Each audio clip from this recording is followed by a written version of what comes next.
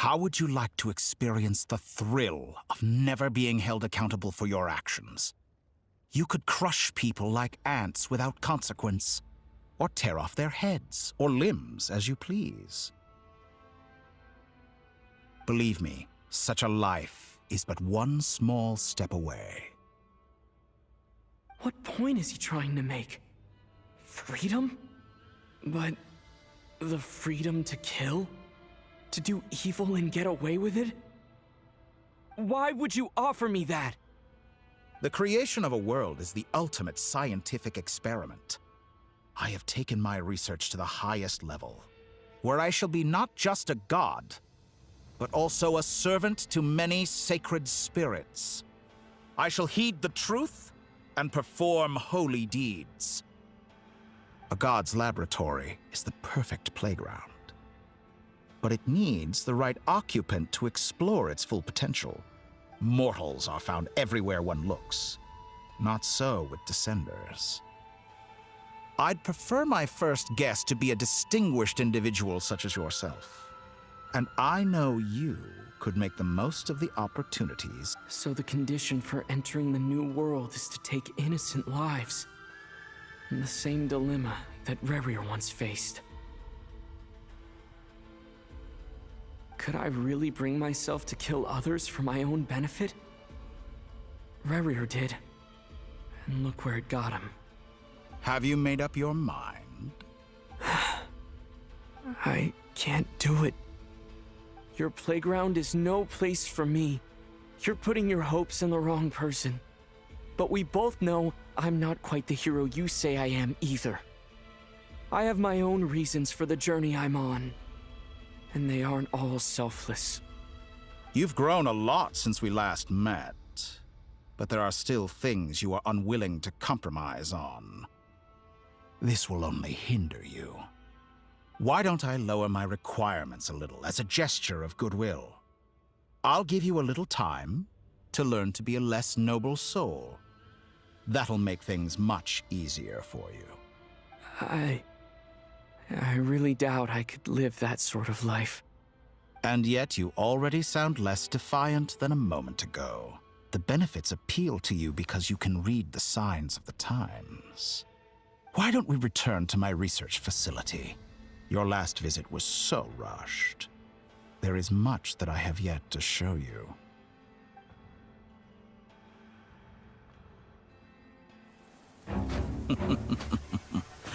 Now to that question, Heroes don't attack from behind. Guess I'm no hero. This is most disappointing.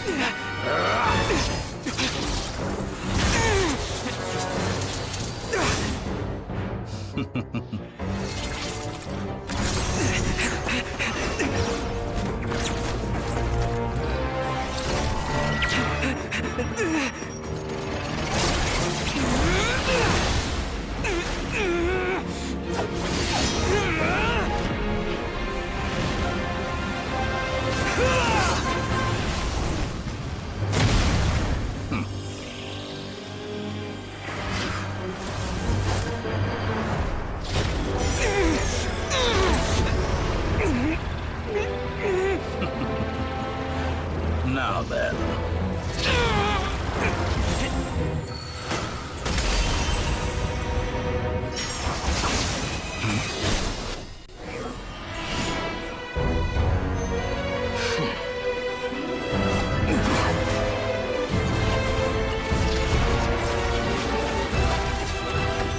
A new face. Interesting.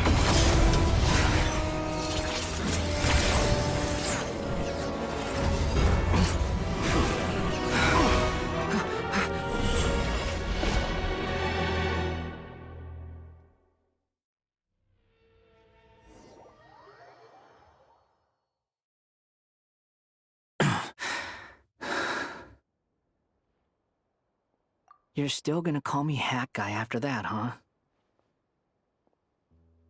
I didn't see anyone else in there who needed saving.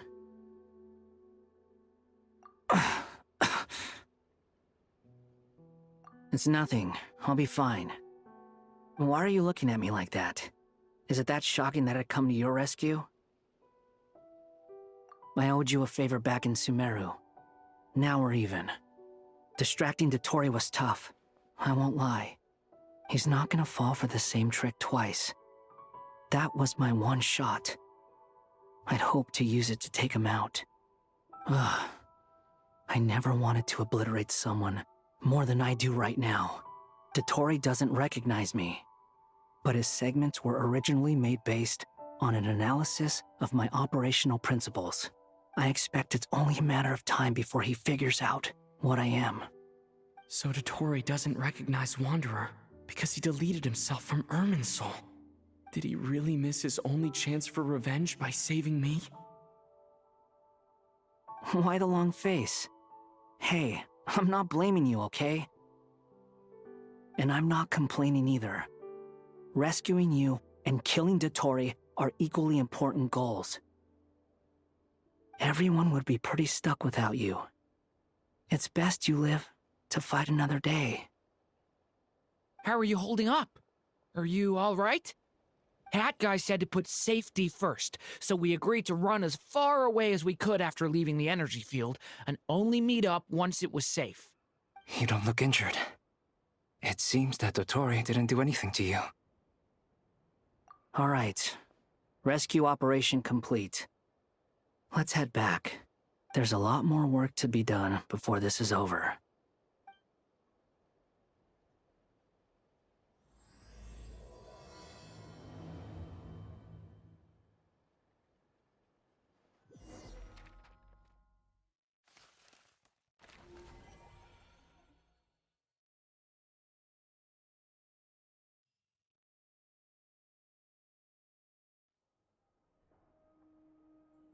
Understood. I will bear the Tsaritsa's decree in mind. I don't see what's so awesome about it, though. Does he really think everyone else is as immature as him? I'm not stooping to Tartaglia's level. I thought you might say that. How's your progress? Quite promising, actually. That alchemist Albedo gave me a few ideas. Remember how I asked you to look up some files for me? That stuff on the Nazi-Kreuz Institute. René de Petrichor and Jakob Ingold. René's theories and methods, but he never managed to come up with better alternatives either.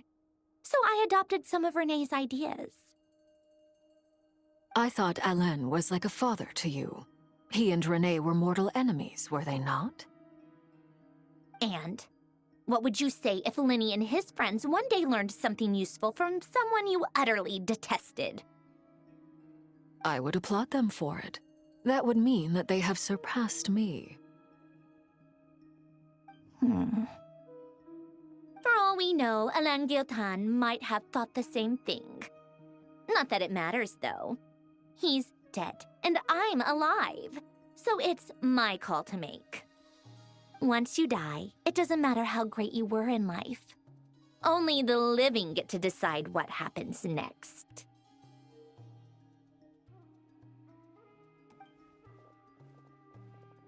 Hey, come on out. They're back.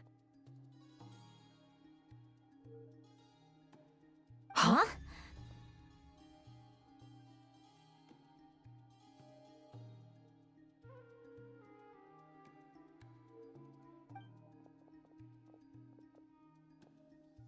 You're back?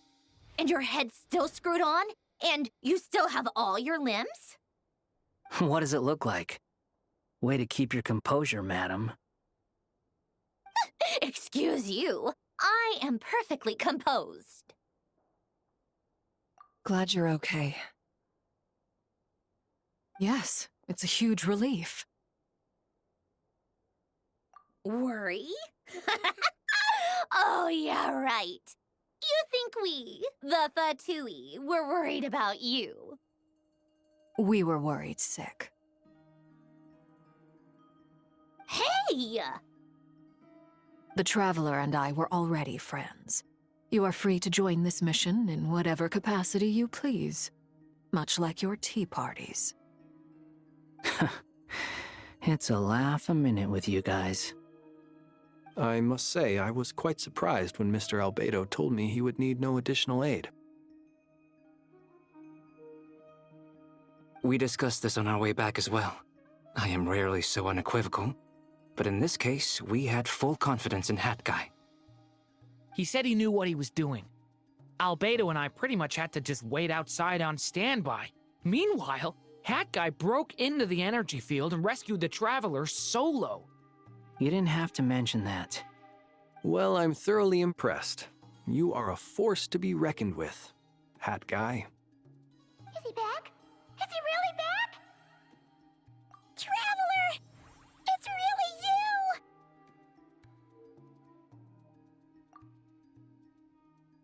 Oh, thank goodness! Paimon missed you so much! You can finally breathe easy, Paimon. It's great to have you back in one piece! Oh, Paimon's been having nightmares the whole time you were gone! Look at them. You know, once you reach my age, there's nothing better than watching a misty-eyed reunion between friends. It's nothing. Same goes when you get to my age, too. I bet Ino and Anefa would be tearing up as well if they were here. Varka, I'm not sure Anefa can cry. Oh, yeah, good point. Hey, your eyes are looking a little red and puffy. Come here. Let's hug it out. What? Ew, no. No, thank you. You're not my dad, okay? Knock it off. Everyone, I'm sorry for all the trouble I caused you. But the silver lining is, I didn't come away from this ordeal empty-handed. While I was being held captive, I learned a lot about Dottoro's current capabilities, and what he plans to do with them.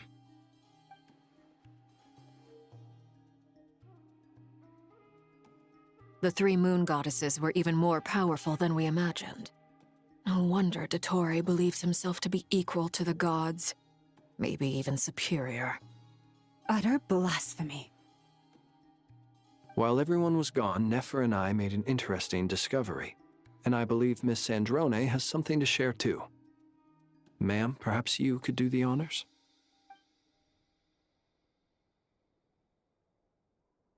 Called it. Getting rid of a pesky troublemaker like her is like trying to clean up after a crumbly cake. It always comes back to haunt you. Our next step is to find a way to bring her back. A place where time flows backwards, with no destination in sight. Surely it must have been created for a specific purpose. But I fear the answers are buried deep into VAT's history, held by great powers beyond our reach. It sounds like she's on a specific path through time, just traveling in the opposite direction to us. The question is, where does that path lead? Or will it keep going to infinity?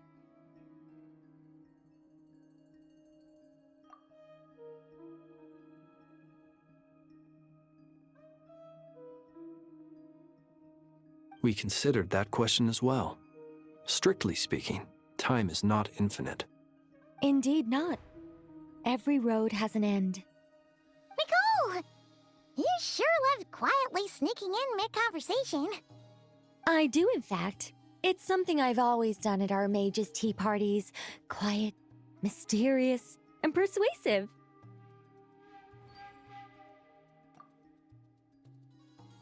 You wonder what lies at the end of her road. Well, just as the world has a beginning and an end, so too does time. And so, the end of the road is the moment that Tevat was born. But where Miss Columbina will end up along this road, that depends on where this particular river of reverse time began. What about the original moons and the moon goddesses? Do they have a beginning too? All things do.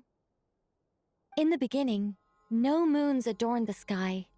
It was the Dragon King Nibelung who raised the three moons into the heavens, and thus were the moon goddesses born.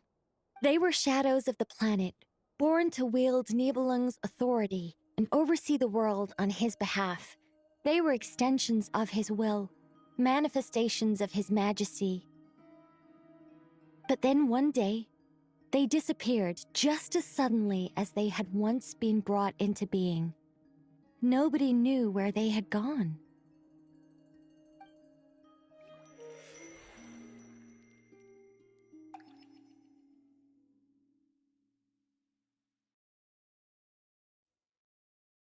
Like I thought, no more paths back to reality have emerged since. But how can I be sure that I'm going the right way without scenes from reality to keep me on track? I can't even be sure of how long I've been walking for. The further I travel, the less stable this space becomes. There are even moments where I can sense something that feels like abyssal energy. They can just materialize out of thin air. I have to keep my wits about me.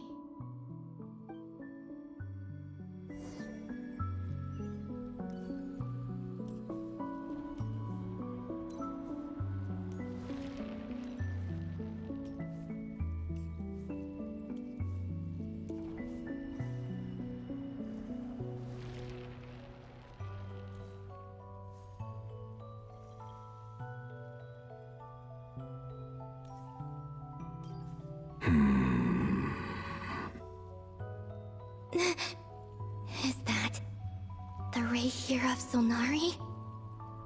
I can't believe he survived. How did he do it?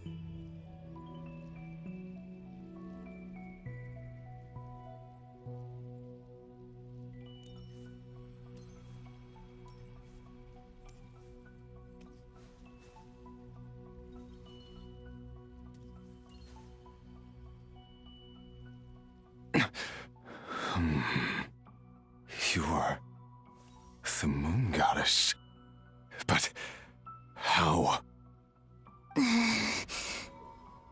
Please, there's no need.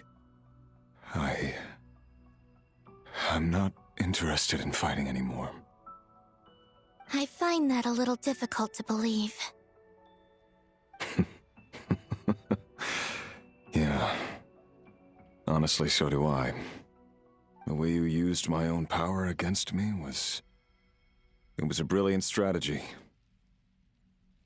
And then, in the final moment before I was thrown into this space, I got to see an old friend. Mr. Dainsleif. Right. It was so long ago now. But we were friends once. When I first got here, I was filled with hatred, remorse, and rage. How I cursed and devoured. I tore everything here apart. I was consumed by the desire to leave this place and have my vengeance. But to no avail. This is a place with no exit. This is the second time I've entered this space. Though I have no memory of the first, I was torn to shreds the moment I entered. But this time I survived. It must be partly because of this new body, and partly because of all the Kuvaki I absorbed in Nodcry. Are you the source of the abyssal power in here? Not all of it. Some is from when I first arrived here and tried to destroy everything. But there was already a degree of abyssal power here before I entered. And like a venomous snake baking in the merciless sun, it tried to slither into my shadow. Tried to? So, you rejected it? Yes. Because after that, the world suddenly became silent for a moment. What do you mean? The voices in my head, they were gone. And then I saw her. Her? Thelindis, my former lover. never mentioned that she saw a memory of Thalindis leaping into the moon's reflection. More precisely, I saw her afterimage. I'm sure the real her is long gone. She was just an ordinary Conrian. She couldn't have survived here for very long. Anyway, why have you come here? Didn't you know it was a dead end? If I hadn't escaped through the moon gate, my friends would have been in far greater danger. Oh, I see.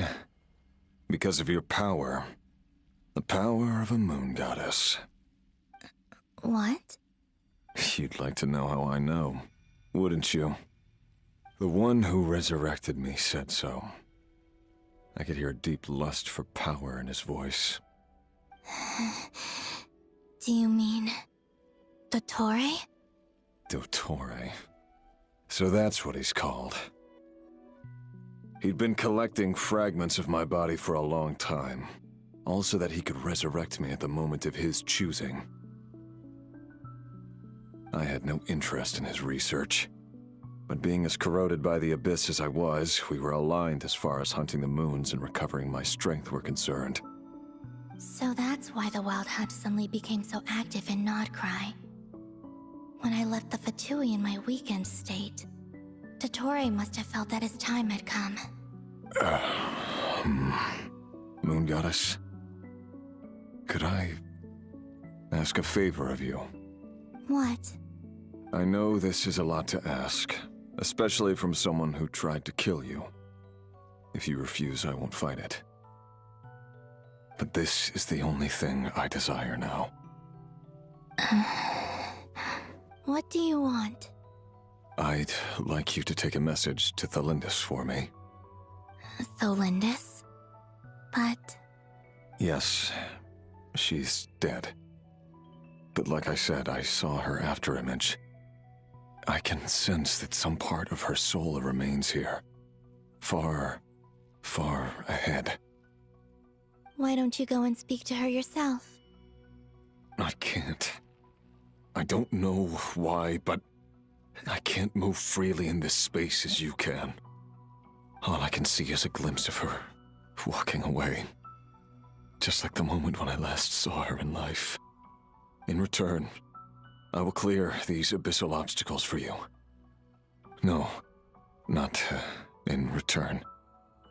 I'll clear them for you, whether you want to help me or not. It feels like something I ought to do. Why? Yeah. Why, indeed. I've been asking myself that question a lot recently. Why did I do the things I did? I'm tired of it all. Tired of the person I became. People used me. And then I turned around and started using others. I hurt a lot of people. I think I grew tired of it long ago. But I wouldn't admit it to myself. And ultimately, that's how I ended up here. What do you wish to tell her? All of it. My past. My mistakes. Everything that happened after we were separated. Is it okay if I give her the abridged version?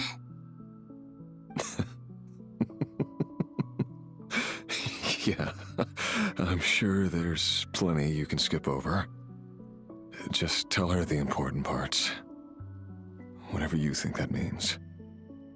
Like the part where you relentlessly tried to kill us? It's up to you. Love demands honesty. But my relationship with Thalindis was built on lies. We hid too much from each other. But after living my whole life in the shadows, I don't want to hide anything anymore. I will do my best.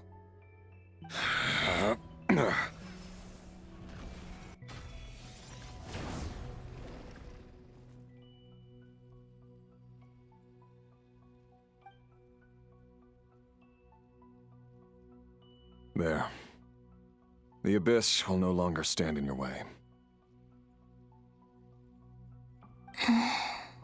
Even though Mr. Dainsliff felt he had to fight you, I think he still regarded you as a friend. Dane? He said that you betrayed him, but he also felt great remorse at never having understood what you were truly going through. Why tell me this? Because if he'd known that someone could take a message to you, I believe that's what he would have said. Thank you. It means a lot. I know this will sound strange coming from me, but don't die, Moon Goddess. I can tell that you're determined to get out of here.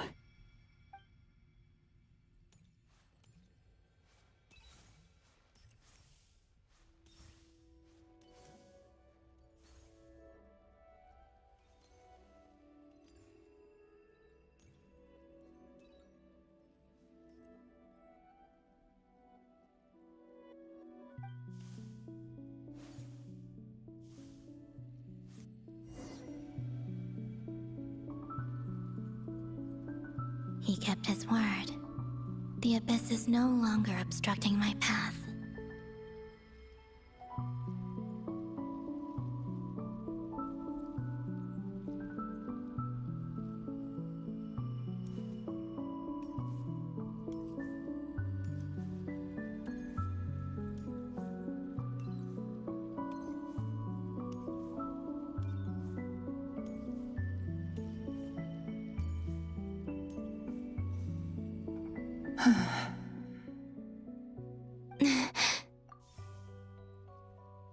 Is that the Lindis? She wasn't far off at all. And yet, they can never meet. Hello, Miss Lindis. Who are you? How do you know my name? I've never seen anyone else here before. You can call me Columbina. I promised Rerir that I'd bring a message to you. Rerir? My Rerir? Is he well? He's doing better than he was. Better than he was, huh? Sounds like he's had a pretty rough time. Others have had a rough time on his account too. In many cases, their time ran out because of him. And I'm not just talking about the children of the Crimson Moon. So, things got worse before they got better. Could you tell me what happened, Miss Columbina? Are you sure you wish to know? Yes. This is my opportunity to learn the truth. No matter how hard it is to hear, I have to know. I admire your courage. However, time is short. I cannot stay here for long.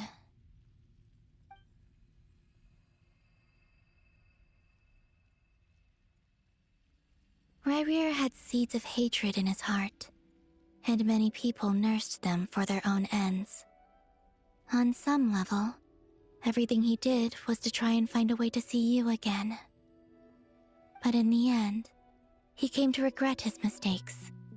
He wanted to apologize for hiding his past from you. Beyond that, he did not say specifically what it was he wished to convey to you. But I'm sure that you've always been on his mind. You are what has kept him going over all these years.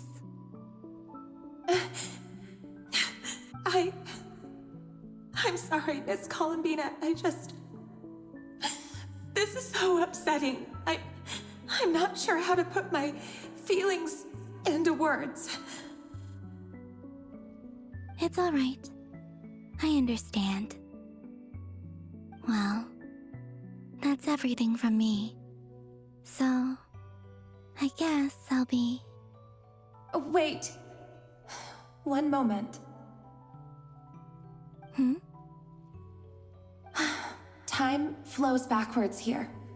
The road ahead only leads further and further into the past. I know. I intend to reach the end of that road. Without a moon marrow, without the 3 moons' power, you won't make it far. Wait, unless... Are you one of the moon goddesses? You could say that. I see. I often think to myself, if life is like a train ride, why haven't I reached the terminus? Where am I even going? And it's not just me, it's this whole place. Wherever it is, it seems like it's existed forever. It's such a mystery. Where is it going? I must seem so ridiculous.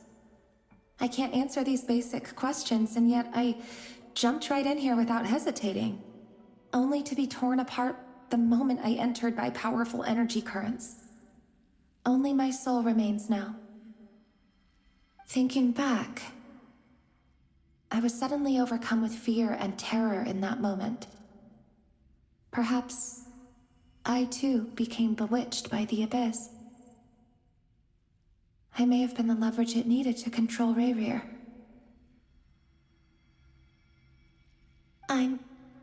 I used to be a researcher at the Universitas Magistrorum in Conria, researching the iridescent moon's marrow. Eventually, I came to the conclusion that time in here flows in reverse. Rayrir was one of the Vinster King's retainers. With me, he was in an impossible position. It plagued him constantly. I wanted to help him escape his lot in life. I wanted him to be happy, so I thought I'd use this place to return to the past. At the time, I thought I could just go back to the day that the Vinster King first found the princess. It was only after meeting the princess that the Vinster King started going too far with his research into the abyss. That was the day all of our woes began. I thought I could stop the king from ever meeting her and solve everything.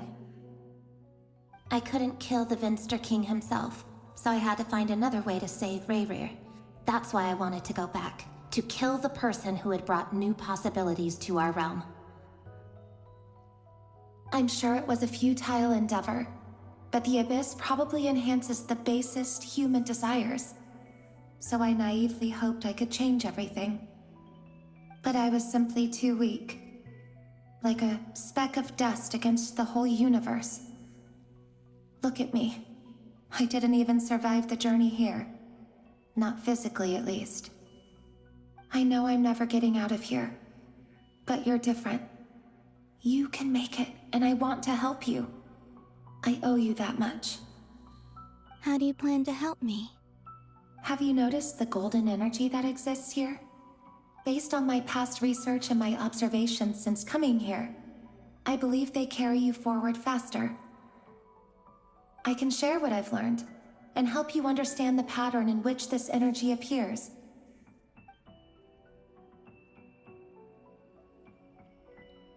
I think you just might... Now, I know you will be able to change the past. Also, I've been speculating about where this space ends. The documentation was scanned, but from what I know of the legends about the moons, the oldest ones seem to begin with Nibelung, king of dragonkind. I have no way of verifying any of it by this point, but if it's true, you might be able to reach that era if you keep walking. Understood. Thank you, Miss Thelindis. I'm the one who should be thanking you. If you hadn't entered this realm of everlasting death, what use would my deductions be?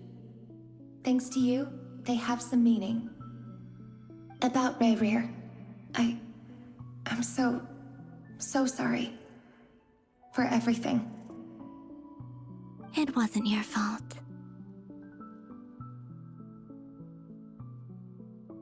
That's not true.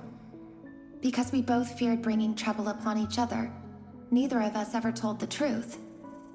And that dishonesty sealed our fates. But enough about that. I wish you a safe journey, Miss Columbina.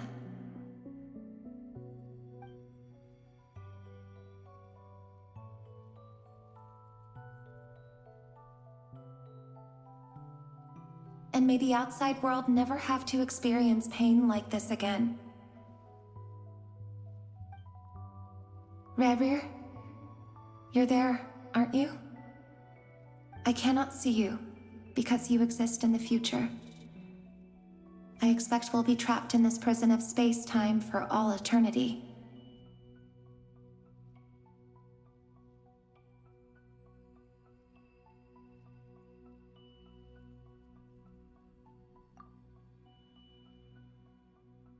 But please, gaze upon the past, and then sit for a while. Let's find a place to sit down together, just like we did when we first met.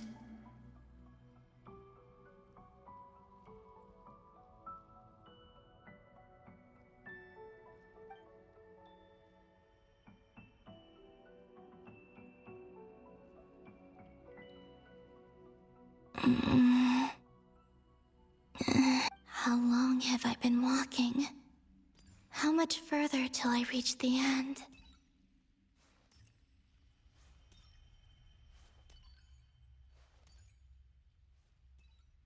Is there even an end to be found?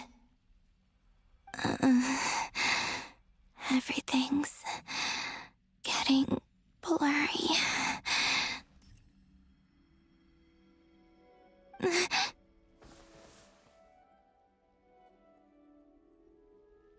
Huh?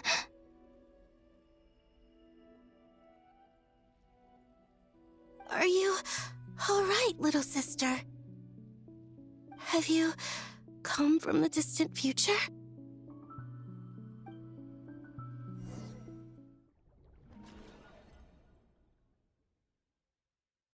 So, how exactly did the moons just disappear? Shouldn't it be a little harder to get rid of major creations like moons? The world is a vast and ancient place. On a certain scale, all life lasts for but a fleeting moment. Miss Nicole explained that the moon goddesses likely perished in the War of Funerary Flame. The moons themselves were also destroyed at that time, save for the Frost Moon, from which a new moon goddess was later born. Am I missing something then? 'Cause the stories say that the moon goddesses were born on the moon, but doesn't Columbina say she was born in Nodcry? Huh, you're right! Why do their birthplaces differ? What's the difference between the two generations of moon goddesses? Also, remember what Sandrone said? Her scans detected 4 moons. In other words, 4 moon marrows. Technically, the result of the scan means that 4 moon marrows were detected and positively identified as moons in that moment. In other words, this piece of information alone isn't enough for us to know how Miss Columbina is doing right now. Yep, we have no way of staying up to date on whether she's dead or alive. She's on her own for now. But at least she's trying her best to get back to us. Yeah. She's a tough cookie. And a sore loser, too. We have to trust that she'll find a way. Because we really need her power. As much as it pains me to say it, we've got no chance of beating Dottore in a straight-up fight. He's much too powerful. It wouldn't even be close. That maniac is going to devour everything in his path until he reaches us. We need to find someone or something that can stop him before he does anything worse. I'll be frank. Our only hope of defeating this false god is with a real moon goddess on our side. I'm not just saying this because Columbina's a friend and I want her back safe and sound. It's just the truth. And I know that even she was no match for him when he attacked, but I don't have a better solution. We're not giving up on saving her, whether she can defeat Dottore or not. Right. Don't worry, Miss Sandrone. We're all aligned on saving Columbina. No one's trying to argue that we can only justify saving our friend because it will help save the world. This is about multitasking. We want to save both. So, she's more than just a moon goddess to you guys? Absolutely. Duh! She's part of the king! And you are too, you know. Yes, I know. You don't need to labor the point. I knew that the moment I came running over with my documents that I was part of the in-group. I mean, if Arlecchino can fit in, I certainly can. Anyway, as for how we get Columbina back, I've been working on it constantly. But I think I'm still lacking certain information about the moon. I'd probably get there if I could continue my calculations, but the problem is, I've run out of computing power. Computing power? You mean you need more energy? No, the issue isn't energy, it's processing power. There's so much data to get through that the whole process has just ground to a halt. That's a tricky problem. René de Petrichor of the Nazissenkreuz Ordo once foretold the fate of the world. But I don't know how he did it. My guess is that he used the primordial sea's power. However, that won't work for me. His methodology was vastly different from my own. What's worse, they're incompatible. And, to top it all off, we can't even leave Nodcry. Ugh, this is so annoying. If I'd known we'd run into a bottleneck like this... Well, no, the design bureau's a bust as well. Curse that Dottore! Couldn't have made this harder for me if he tried. Oh, what do we do then?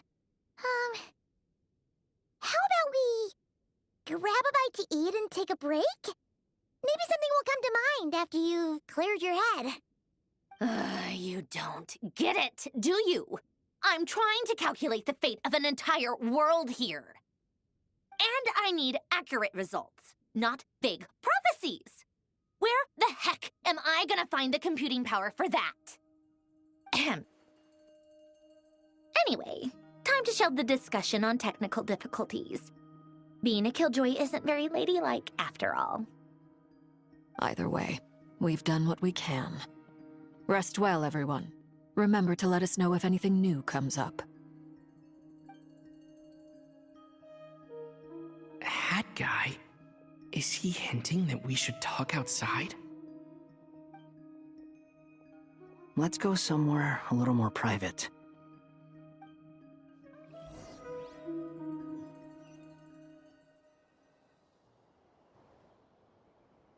You know that Dory went back to Sumeru, right? Yeah, she mentioned she was planning to head back.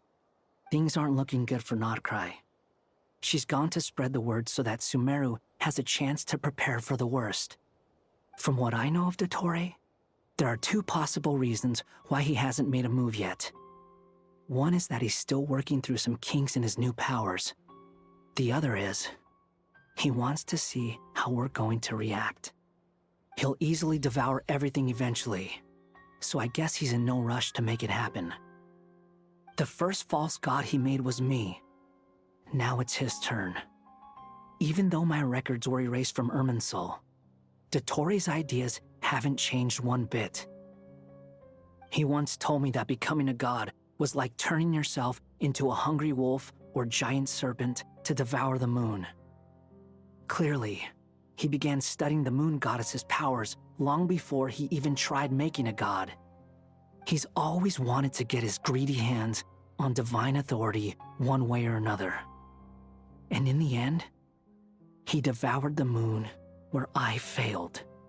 In the desert of Sumeru, there is a chessboard built by King Deshret, also known as Al-Ahmar. I don't know if it was a real game, or if he was just trying to challenge his servants and citizens in some way. But creating games and setting rules, gods do that as a matter of course. That's the kind of power Dottore craves. Now he has the Trilunar Authority. His power is leagues beyond the common people. I don't think there's any point in other nations rushing to the front line. They're better off focusing on defense and hoping they can fend off any threats that spill out from Nodcry. Either way, Dori will inform Lesser Lord Kusanali, and she will contact the other gods in turn. The Seven will have some recourse available. If nothing else, their protection should keep the rest of the world from descending into chaos as quickly as Nodcry has. So on the bright side, even if Nodcry is doomed, your friends in other nations won't be in any immediate peril. That's good to know. But I'm not ready to give up on Nodcry yet. There's a word for people who refuse to let anything go. It's called being greedy. Maybe it sounds greedy to you, and probably naive too. But whatever you call it, that's what gives me the determination to keep fighting. Battles are fleeting, but the will to fight is a long-term commitment. Give up for even a moment, and your resolve will shatter. Why do you always feel the need to do the right thing? No one is born to be a savior. I mean, who's gonna criticize you if you fail or give up? Don't take this the wrong way, but Dottore said something similar to me. I guess the Fatui attracts people who don't believe in saviors. Not necessarily. It's less about belief for me. I just want to know how determined you really are. After all, I don't owe anything to anyone else here. Only you.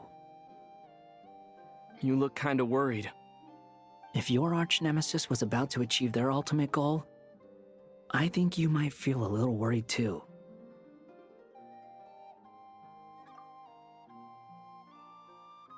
That's true. Dottore is about to become an omniscient, omnipotent deity. That's gotta be a bitter pill to swallow. Still, you're calmer than I expected. Obviously. I have to admit that my past self was a reckless fool who misunderstood not only the point of revenge, but how to achieve it. Inasmuch as I want my vengeance, I know I'm not gonna get it by acting alone. If the world's taught me anything, it's to think before I act. Too bad it never taught me any other virtues, though. So, I am going to destroy Dottore, no matter what it takes. So, what's your plan? I'll get to that. First, tell me, what do you think of Sandrone? Just like Paimon said, she's a friend, part of the gang. How much do you trust her? This is a serious question. Think carefully before you answer. Although she's with the Fatui, she has her own values, and she's helped us a lot. If nothing else, she's clearly going the extra mile for Columbina. I see no reason not to trust her. If you say so. In that case, the three of us need to talk. I have some thoughts about her computing problem. It can be solved, but it will come with a cost. How much? If I can afford it, I'll cover it. Sometimes your heroism really backs me into a corner. You know that? Come on, let's go talk to her.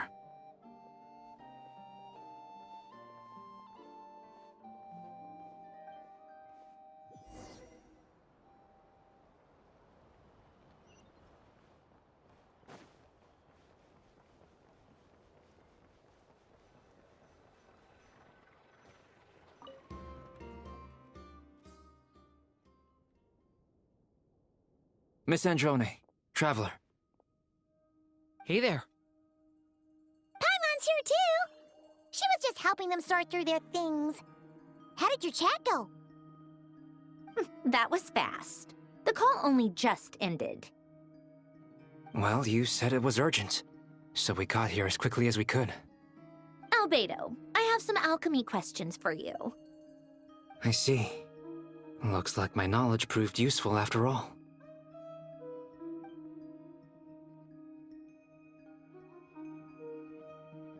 If I might ask, what is the end goal for the modified formula you'll be using?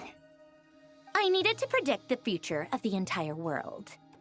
But I've run into some teething issues since trying to implement Renee's theory of the 4 Orthants. I see. I'll have a look at it.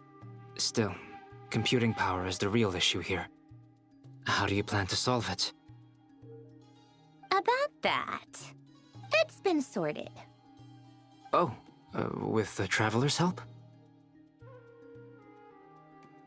Actually, you're not wrong. He found the person with the solution. Was it Hat Guy? Yeah, it was him. Wow! Go Hat Guy! Seems like all that time studying at the academia is paying off big time. But where is he? Wasn't he the one who asked Albedo and I to come here? Come with me.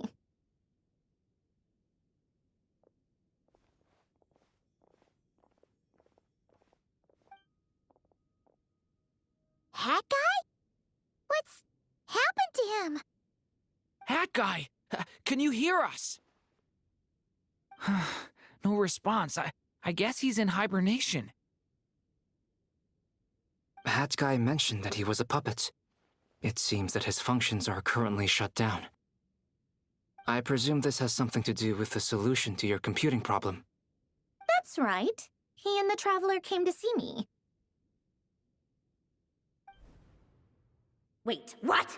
You have a solution? Would you calm down? Why do you always react so hysterically to everything? Excuse me? How would you know?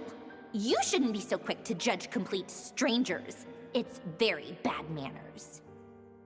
Oh, please. It doesn't take that long to figure out that you have a temper. Where does a mere student get that kind of confidence? I've actually published more papers than you.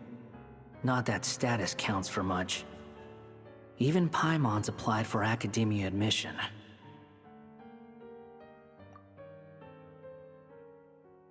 Huh? Are you serious? See? This is why I can't be bothered to explain myself.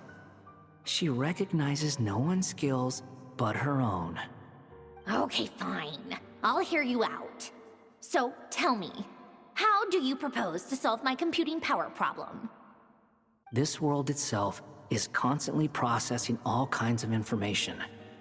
If it's the world's future you're trying to calculate, you need a processing device that's designed to cope with that volume. Easier said than done. Only Irminsul can handle that kind of... Wait, is that what you're suggesting? But surely we can't just plug my formula directly into the ley lines. You should be able to tell that I'm not human, right? Yeah, I noticed. The technology, though, seems pretty ancient. Very different from Pontaine's. It's a completely different system. Conrian, to be precise. I'm what they would have called a puppet. Puppets need an energy source and processing power. The artisans who built them sought out the materials most suited for that purpose. You? Do you mean... The Traveler and I have talked it over. He's willing to vouch for you. So, I'll allow you to borrow my core for your calculations. It was built using wood from a silver-white tree, which makes it a small part of Irminsul. Conrian technology and Irminsul wood. Who in the world could have built you? Are you sure about this? A puppet without its core will cease functioning completely. And if it's left in that state for too long, it might not recover. You could die if you do this. You do realize that, don't you? two together, yes. No need to rub it in. I won't lie to you. This has never been done before. I cannot guarantee your safety. Doesn't matter. I'm prepared for the worst.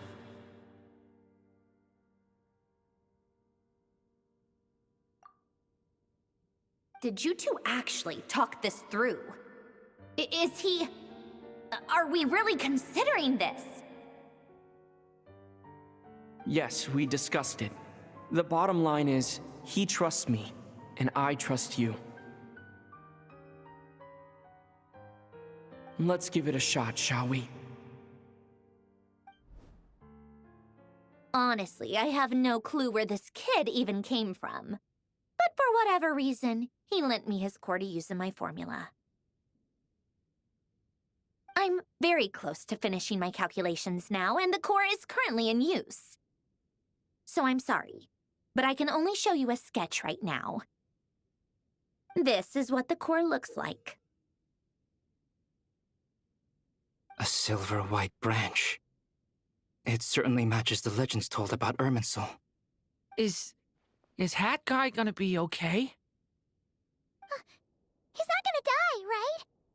Right? In theory, he should be fine. As long as we put his core back in time. Beyond that, all I can say is that I'll try my best to avoid risk and make sure the core doesn't sustain any damage. I think I know why you called us here now. Someone needs to watch over his body and make sure it's protected until the process completes. Correct. He said that the only ones he trusts here are you two, and the Traveler. And the Traveler will have other work to do. He will have our undivided attention. Aww, Hat Guy. On a more positive note, things are progressing steadily on my end. I'll call everyone in for a meeting once the results are out.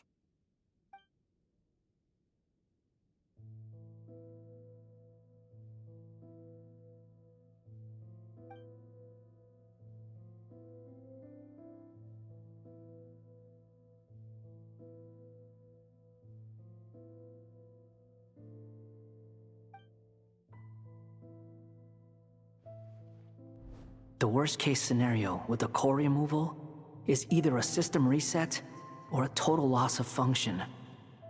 But I'm not afraid. A quiet death should have been my fate long ago. A core is completely different from a heart. It's like another vital organ entirely. I never believed it could be a true replacement for what I sought. But in the end, it turns out the core was more useful to me. Pretty funny when you think about it. It's like the punchline of my entire life. Do you think there's any difference between a puppet and a human? If not, then this would just be another samsara. I have already experienced both a past life and a next life. Part of me wonders whether I'm only capable of making this decision because I've become a real human. What's with that expression? Isn't this a good thing? Sandrone will succeed, won't she? She has to. She will. We all have to persevere until this is over. That's right. And I'll protect you all until a moment of victory arrives.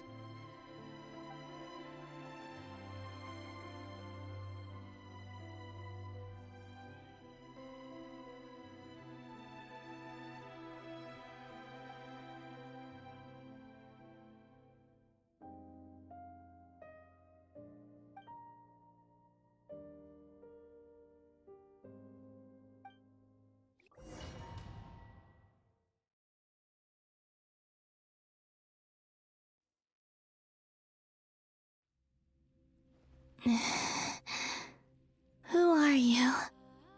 Call me Sonnet. You have the same power as Canon.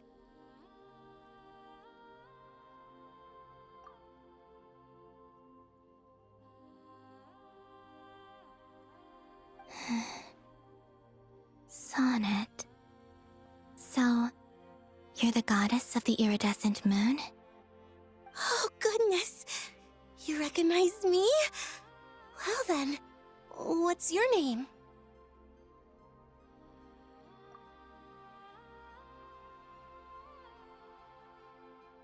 Columbina. Columbina hyposelenia.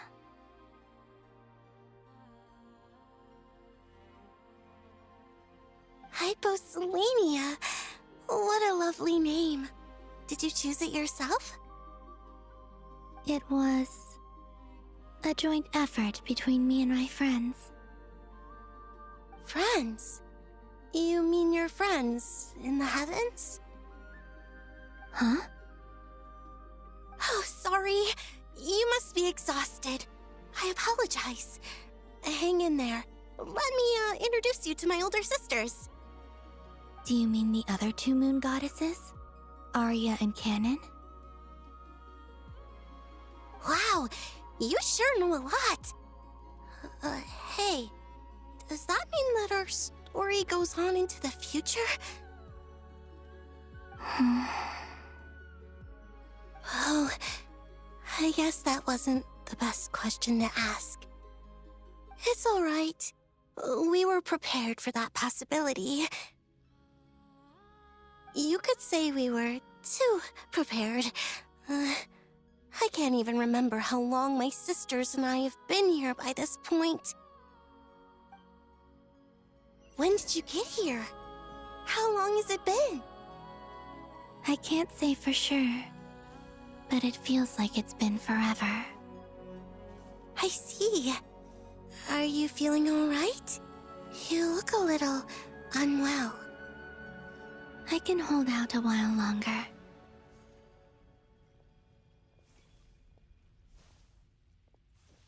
We don't have far to go. The place where my sisters and I are based is just up ahead. Don't worry, they're both really nice. I'll introduce you.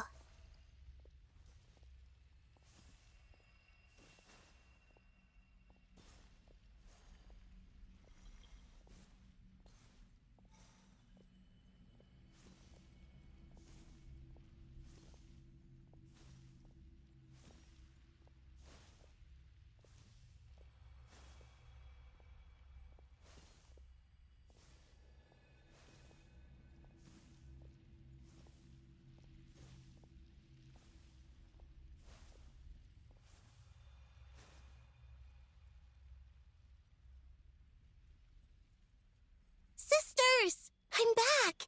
And look who I've brought with me!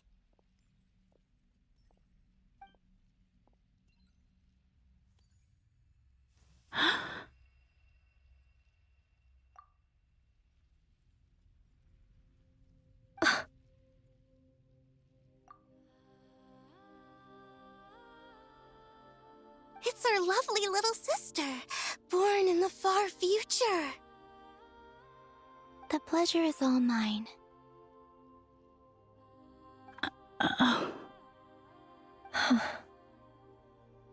Allow me to introduce you to Columbina hyposelenia. This is Arya, the goddess of the eternal moon. And this is Canon, goddess of the frost moon. Canon, don't you think hyposelenia's power is similar to yours?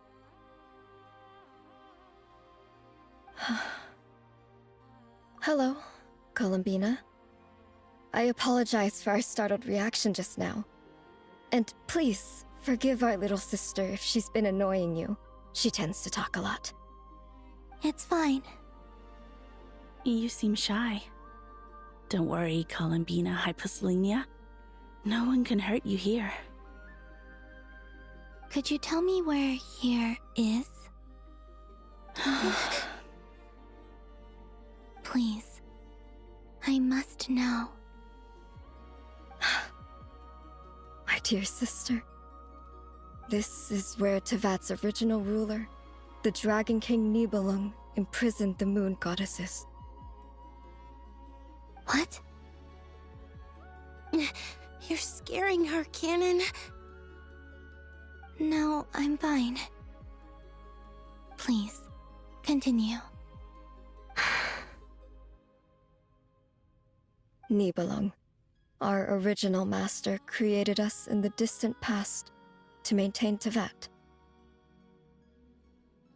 But he left this world and traveled into the dark universe beyond, to explore worlds vaster still.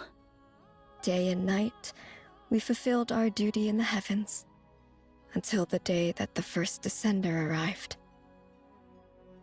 The great ruler of the firmament. The heavenly principles. Is that what later generations call them? I see. But we did not reject them at first, nor did they seem to harbor ill intent towards this world. We coexisted in peace. They were like a guest in our home. Slowly, however, we came to realize that our guest had a growing desire to change and dominate the world. And you didn't stop it? No. There was an order to the rules they set up that Nibelung never taught us. We wanted to know if this order would bode good or ill for Tevat. All right. Canon and I wanted to know. Sonnet was against it from the outset. Later, we discovered that this great ruler of the firmament bore an almost paranoid hostility toward the desire of certain life forms to seek power. Or perhaps they feared them. They would even cast down celestial nails as manifestations of their power, to punish the civilizations of the world below. Only this was far beyond mere punishment. Right. Their rules brought order, but the price people paid for merely testing the limits of those rules was far too great. I did everything in my power to help the punished escape catastrophe, but still, too many lives were lost. The ancestors of the Frostmoon Scions were some of the ones you helped. But just when we had decided to take countermeasures, the Dragon King, Nibelung, returned. And so began the War of Funerary Flame. So, that's the name the world gave that war in the future. Well, who won in the end? As far as I know, the Heavenly Principles won, although it came at a great cost. They remained in Tevat, where they continue to rule to this day. And the world's original master, the Dragon King Nibelung, was destroyed. And what of the moons?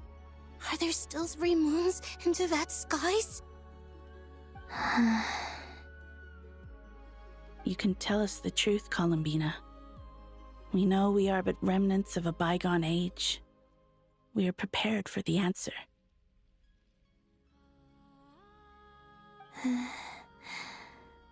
Only the Frost Moon remains. But it has been cast beyond the false firmament by the Heavenly Principles.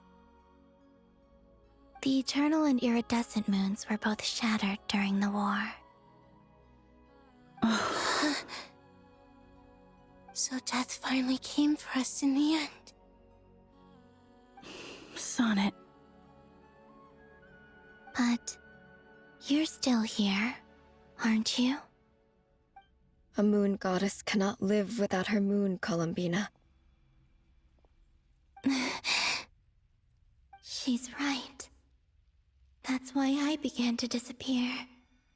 Because the Frost Moon is cut off by the false sky. How much worse it would have been if it were outright destroyed. Our souls may endure within this lunar palace, but if our moons are destroyed, then we shall disappear the moment we depart from it. I'm sorry.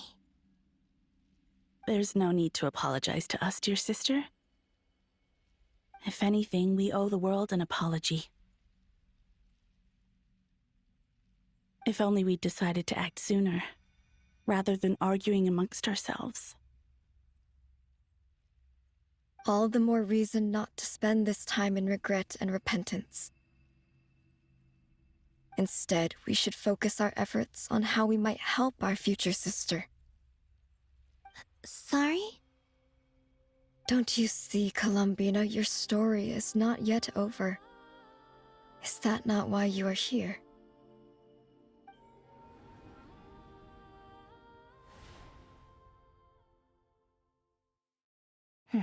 It's done. Initiate numerological array. Continue running primary process. Calculate the world's fate through extrapolation, and identify nodes of potential change. Secondary process, scan for moons. Still 4. The number of moon marrows hasn't changed. Wait, let me think. Is it possible that there's something I've been misunderstanding about the moons all along? Variables. Variables in the world. I know where potential variables within the world come from. So what about the moons? Are there any variables there? Like their life or death, for instance. What if being alive or dead makes no difference to a moon? But that's so strange. Even immortal gods can die. Why would the moons alone be? Wait! Wait! I've got it! I've got it! If alive or dead is considered a variable, we might have had this wrong the whole time. No one ever said that a moon marrow equals a living moon. We just made that assumption ourselves. Initiate secondary process. Scan again, this time filtering out interfering perimeter, moon marrow. I don't care if they're natural or artificial. Get them out of my search results! Why?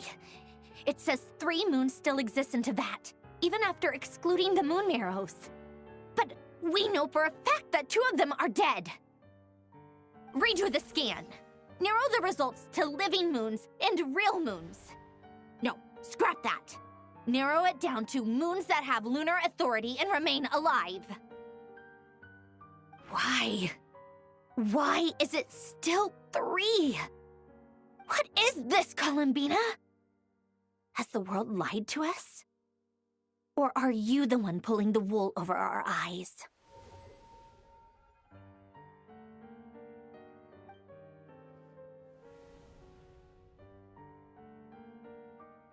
So, you think that the moon's reflection might be where Nibelung imprisoned the 3 moon sisters?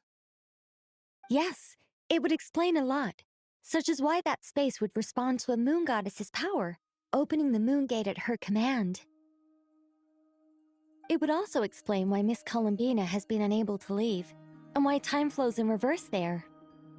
In the messages she sent, Columbina promised us she'd find a way to return.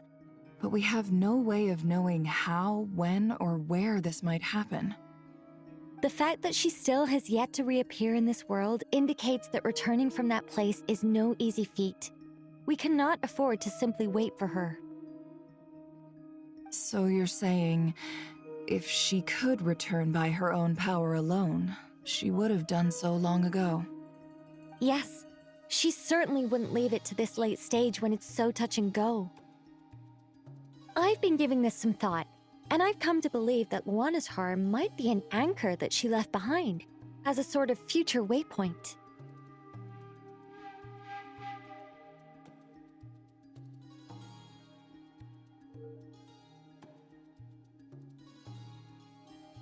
This could also explain why Luana's heart is always by the traveler's side.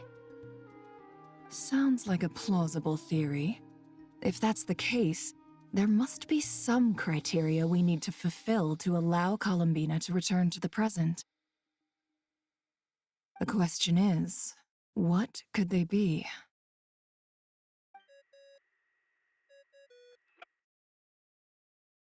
Hello? Listen up! This is extremely important!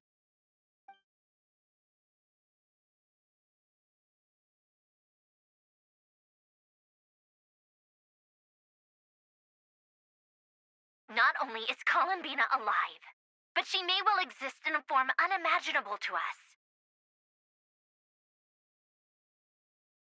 I'm still unclear on the details, but she's done something truly inconceivable in the past. And the clue to what she's done lies in the moon and Tevat sky. Truly amazing. Oh, I'm so delighted for her. I'm sure we all feel the same. And I'm sure Columbina is ready to get back here and fight by our side. I'll keep my calculations going and try to find some way of coordinating with her. But that's not an excuse for everyone else to slack off, okay? All of you had better keep trying to think of solutions. How can the dead moon still live?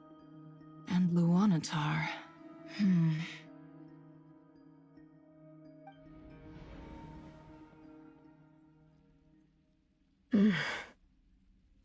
It's hard to believe that's what will happen in the distant future.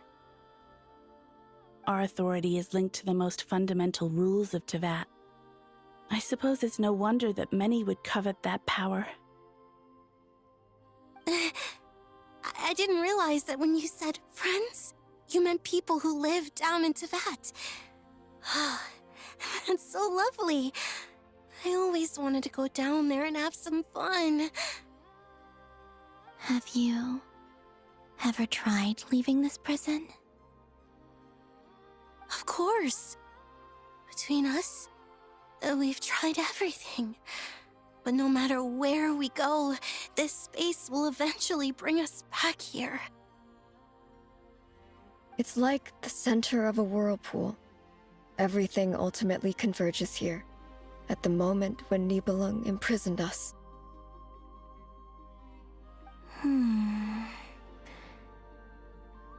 In that case, have you tried using any of those pathways that connect this space to the real world? Sorry? What are those? They're passages through which you can make small-scale changes to reality by using Kuvaki. Or am I the only one who can use those passages? Because part of my soul remains in reality. Kuvaki. What is that? You don't know? It's a unique kind of elemental energy found only in Nodcry, the land from which the moons arose. Oh. Well, it's true that the moons first rose up from the part of Tevat you say is called Nodcry. But there is no difference in the elemental energy between there and anywhere else. What? Could you show us some of this Kuvaki? Hyposelenia?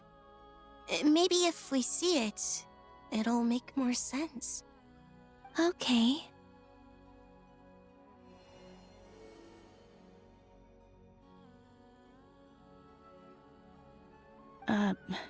Isn't that just your power? What? But it's everywhere in Nodcry. In the air, in the land. Even the creatures who live there have adapted to its influence. How curious. This Kuvaki certainly did not exist anywhere in the world before we were imprisoned. Let alone influence living creatures. So, how exactly does it affect them anyway? Can they float in the air like us? This is so strange. Why would their reality differ so much from mine? Columbina, you're looking for more than just a way out of here, aren't you? Yes. If I am to help my friends, I will need tri-lunar authority on par with that of our foe. You mean... you'll need our power? This sounds extremely risky. The three moons' powers are not mutually compatible. Concentrating them into one goddess will be a very painful process. And if anything goes wrong, it could tear you to pieces. I know. But I'm willing to take that risk. Even so, let's say we successfully transfer our authority to you. How will you take it outside this prison? Niblin constructed this realm specifically to prevent us from using our powers to interfere in his war. No moon goddess can leave this place alive.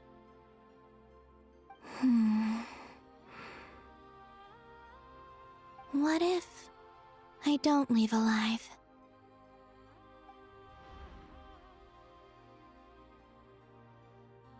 Where do we even start? How are we supposed to figure out what we're meant to do to help Columbina?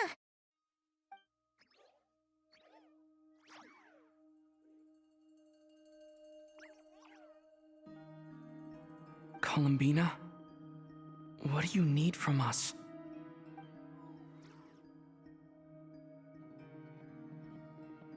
If she really got to the beginning of time in there, how do you think she'd leave us a message?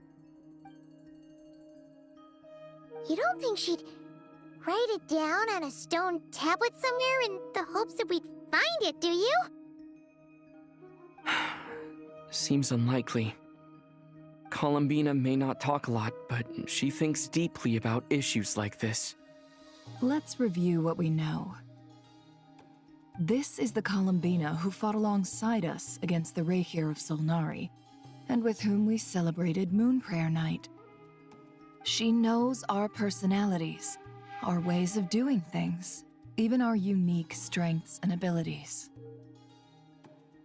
So, if she wanted to tell us something from a long, long time ago, what would she do? Oh.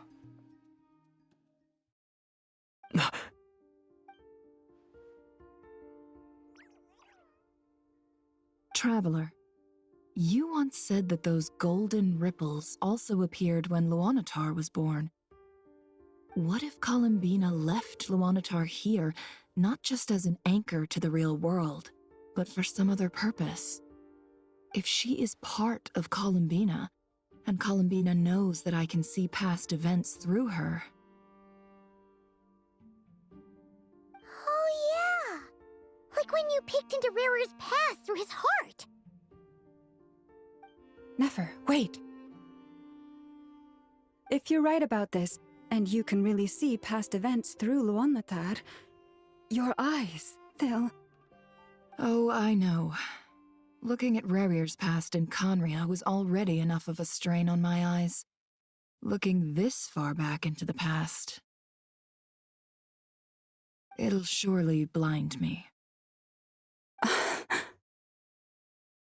But it's our only chance. This is the only way. Boss. We spoke about this once, a long time ago. Do you remember what I said, Yehoda? The day I lose my sight, the Curatorium of Secrets will be yours to run. But... What's wrong? I'd be overjoyed if I were you. This day's come a lot earlier than either of us expected. I need to know you'll honor our agreement, Yehoda. Promise me. Yes, Boss Neff. I promise. Are you sure you don't want some time to think this through? What is there to think through? I should have gone blind after our battle with Rerir. Frankly, it's almost criminal that I got away with it for this long. Then at least let me take some precautions on your behalf. And if you really do lose your sight, I'll visit your office every day and make sure you're well looked after. Oh, please, anything but that. I was actually ready to go through with this. Are you trying to scare me into backing out? As if I could ever scare you. I'll assume you're just joking to calm your nerves. All right, enough chit-chat. Let's do this.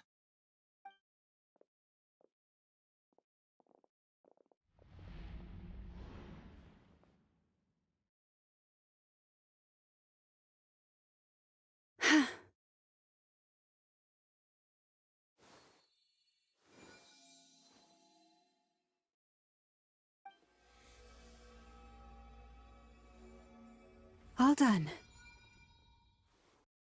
Good. Now give me some space.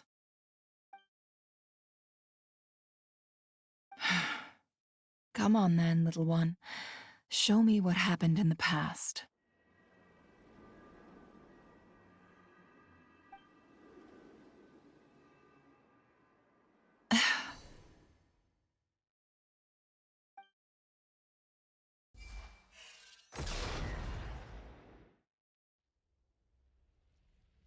Between the Trilunar Authority, Kuvaki, and the soul-surviving moon, the Frost Moon, I think I might know how to get back.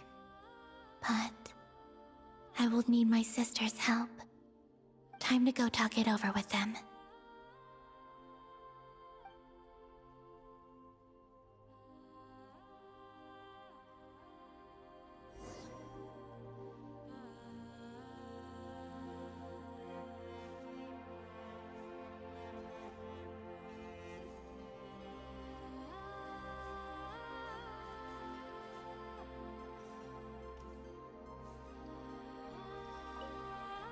It seems you have reached a decision. I'm all ears. What do you propose?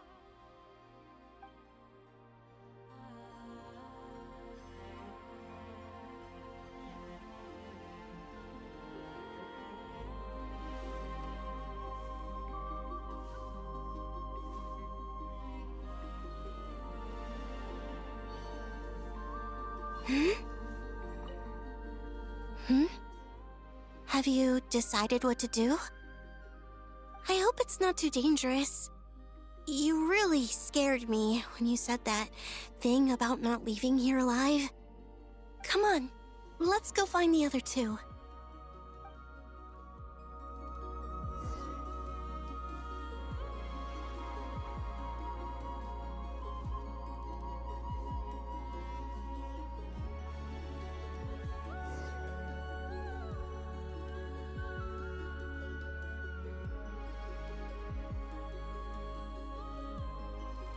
Have you figured it out, Columbina? Tell us, how do you plan to leave this place? I intend to die here, in this moment, and then be reborn in the future with the help of my friends. What? What are you saying? How can the dead be reborn? And how will you inform these future friends of your plans? You can't exactly leave oracles. Nothing can escape this place. Not a single ray of moonlight. And even if you found a way, what if they never find the message you left for them? You'll... No, that won't happen. Come again? They will find my message. I'm sure of it. I'm not following. How exactly will you achieve this? It's quite simple, really. First, I will leave my soul here. I see it. Your soul? You mean your divinity? Yes. I once left a portion of my soul in the future. One so small that this prison barely noticed anything.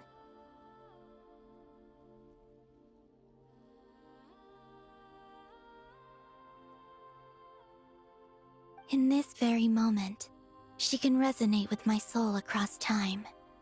When the time comes, I believe that she can serve as an anchor to pull my soul from here back to the future reality. Just as gravity connects the world to the moon. Exactly. In the future, where I came from, the moon has been cast beyond the false sky, but I can still feel that it is there. In a similar way, I can feel a connection to the soul fragment I left behind even now. My friends can use it to detect my presence. But how do you just leave your soul here? Is that even possible? On my way here, I met an ordinary mortal who entered this place long before I did. Her body is long gone, but her soul remains. And before that, I encountered an old enemy whose entire soul survives here intact, while the power that once corrupted his body has faded away. So, perhaps this space is specifically designed to imprison divinity and authority, but not the physical body. Still, even if your body can escape, would it not just be a lifeless husk without the soul inside? Wait, is that what you meant when you said you wouldn't leave alive? Yes, I shall turn my body into moonlight and pour it over Nodcry. That power shall protect the land and quietly blend into it, awaiting my soul's return in the future.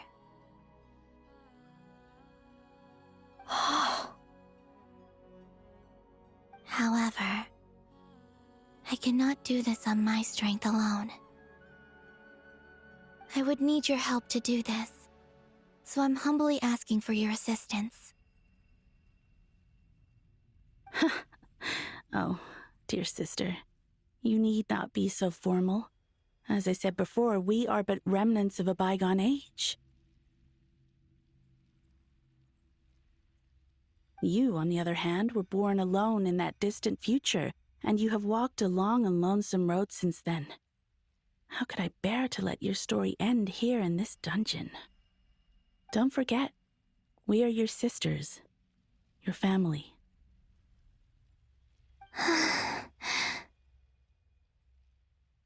Arya's right. Actually, I've always wanted a little sister. Can you imagine how it's been for me? Getting nagged by two older sisters all the time. Now, I finally get to be the big sis.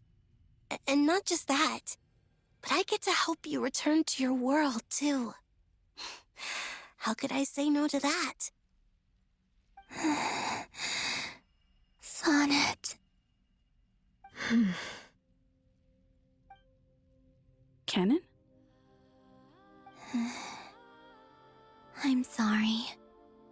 I know this is a bold request. The Frost Moon is rightfully yours, and it remains intact. Oh, no, please, don't misunderstand me, Columbina. I was just thinking back on the years that the three of us once spent together. You cannot imagine how happy I am to hear of the future world you describe. The Frostmoon Scions, your lovely, kindly friends. For the three of us, whose purpose in life was to maintain the peace in Teyvat. It is a great relief to know that the people of this world live in such an abundant future. If your plan can save them, and save Nodcry, I will gladly give you all that I can. Besides, the three of us have been together since the day we were born. I could never abandon them to live on alone without them. Canon. Still, I do have one question I would like to ask you before we proceed. Certainly. What is it? Why do you cover your eyes?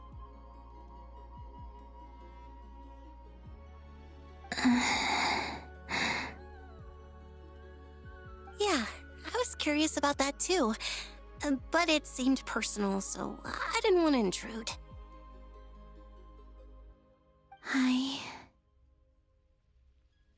There was a time when I refused to look upon the world. I believed it was full of nothing but lies and falsehoods. I wished to hide my feelings, seal my heart, until I could return to my true home. I see. Perhaps that decision saved you from ever having to see the false sky again. But at the same time, you likely missed out on many true and precious things, like the smiles on your friends' faces. Promise me this, Columbina. When you return to the future, open your eyes, take a look at the world around you, and see your friends.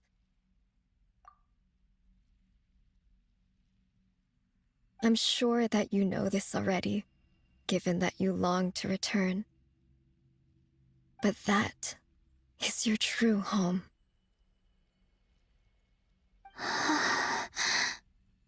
Give me your hand, Columbina.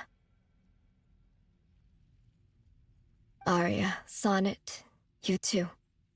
Okay. All right.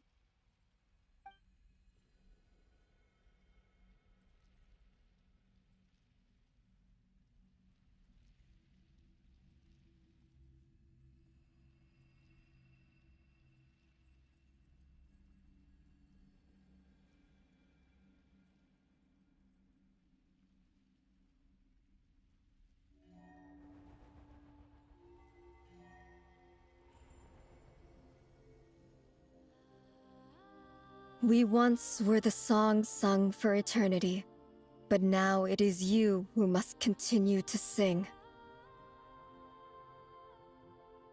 We once were the tides in the great river of time, but now we subside, and you arise. We were the messengers of madness and inspiration. But now, the lies have faded, and your truth must endure. We are souls awaiting the sun. You must return to be with those who smile when they see your face.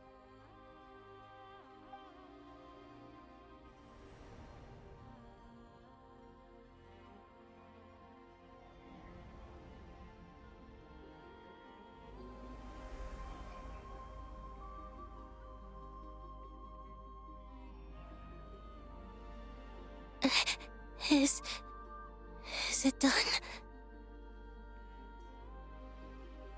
Yes. We have transferred the authority over all 3 moons to Columbina Hyposelenia.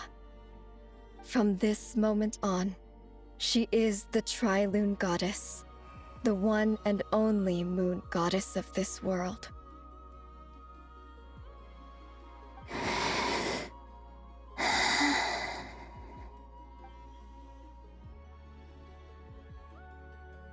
Thank you.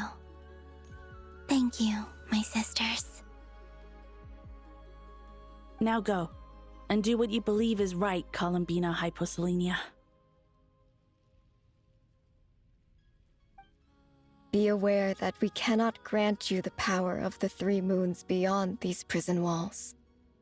The conflict that arose over their remains following our disappearance will still take place. I understand.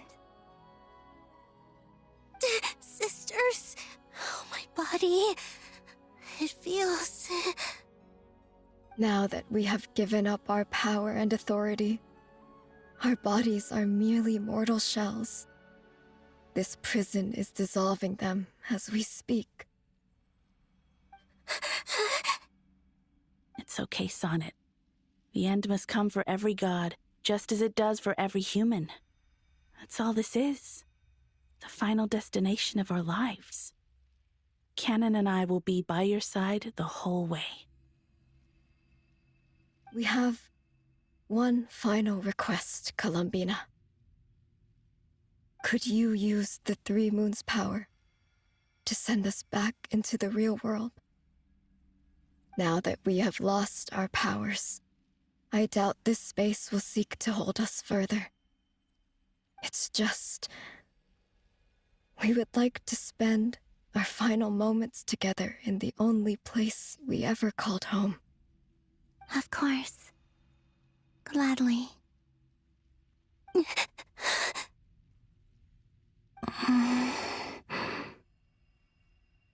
Sonnet. Yes? Don't... I wish I could tell her not to give in to the abyss. Not to be afraid. But is this really what I should say at this moment?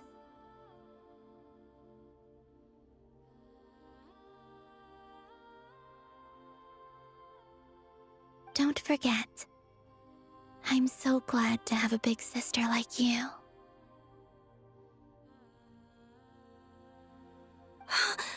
No, Hypo. Thank you. I'm okay. I'm not afraid. As long as my sisters are with me, I won't be afraid.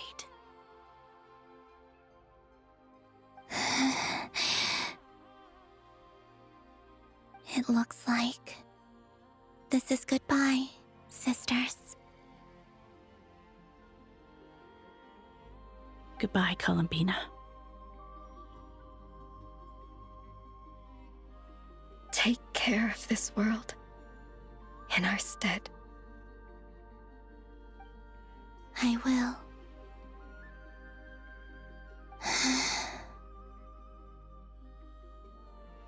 And now, it's time for me to bid farewell to my body, too. May it become the moonlight that keeps Nodcry company through the long years ahead. So this is why Nodcry was not always home to Kuvaki. It only appeared after I poured my body out upon this land, and only this land. Kuvaki responds to me because it is me, my body, answering the call of my soul. And the golden energy I've encountered on my way here was, in fact, that very soul, which I am about to leave here to guide me.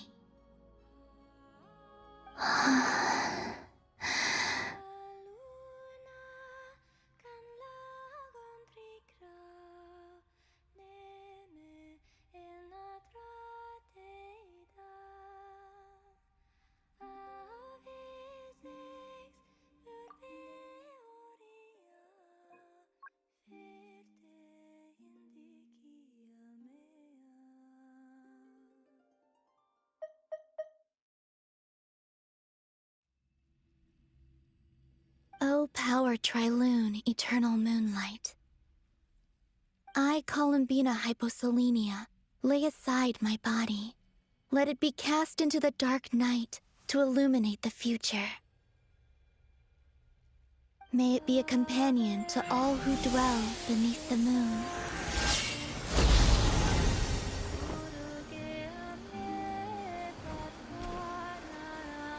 Until the time comes for me to return home.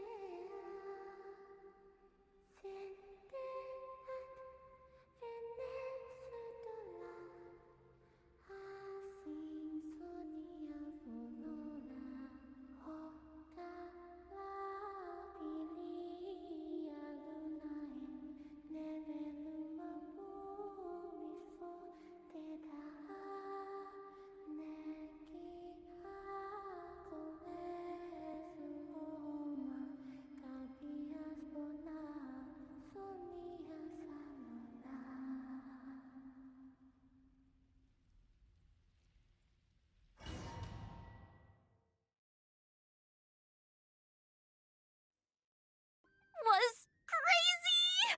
Were we even allowed to see that? Is anyone? Oh, can you still see? How many fingers am I holding up? I see 2 fingers. And a look of sheer terror on your face. Truly astounding, Miss Nefer. Your eyes have glimpsed the very ends of the world, and yet they remain as sharp as ever.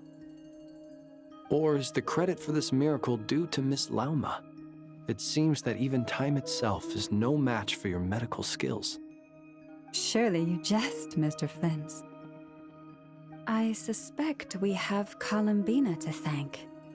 She must have realized the immense toll that the ritual would take and purposely set aside some of her power in the past to protect Nefer's eyes when this moment arrived. There is always a great price to pay for witnessing the truth, but it seems that this time, Columbina has shouldered that burden on our behalf. She chose the perfect method of getting a message to us. Though her eyes were always shut, she was clearly so perceptive. She knows us well. She knew exactly how we would think and what we would try. Despite being separated by time and space, we're seeing the same possibilities and seizing the same opportunities. We still don't even know if she's okay right now. But as long as there's a chance we can do something, we'll fight to make it happen. We'll get you back somehow, Columbina.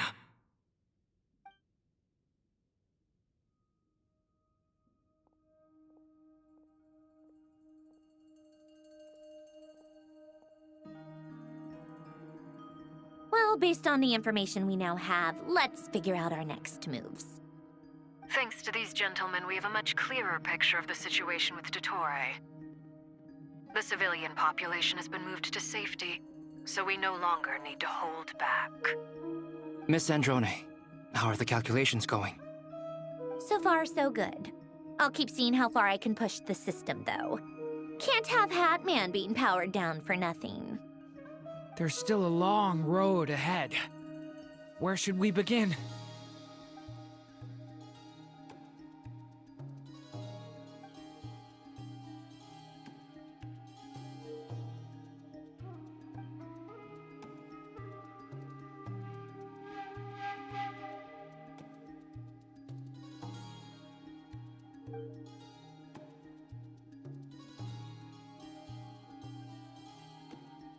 Our plan is clear. Time is short, so let's get moving. There's just never enough time, is there? Time is the bane of my existence. Ugh. Anyway, I'm gonna get back to work. All right, we'll do our part too. Yeah.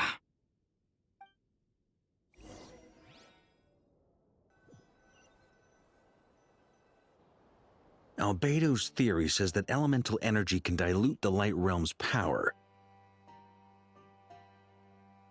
But I'm no expert in building elemental defenses. Sounds like something out of the advanced elemental theory section of the library. Whew.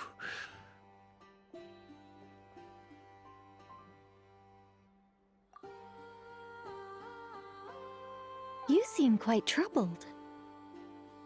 Well, yeah. I mean, who doesn't get a little flustered when they're completely out of their depth?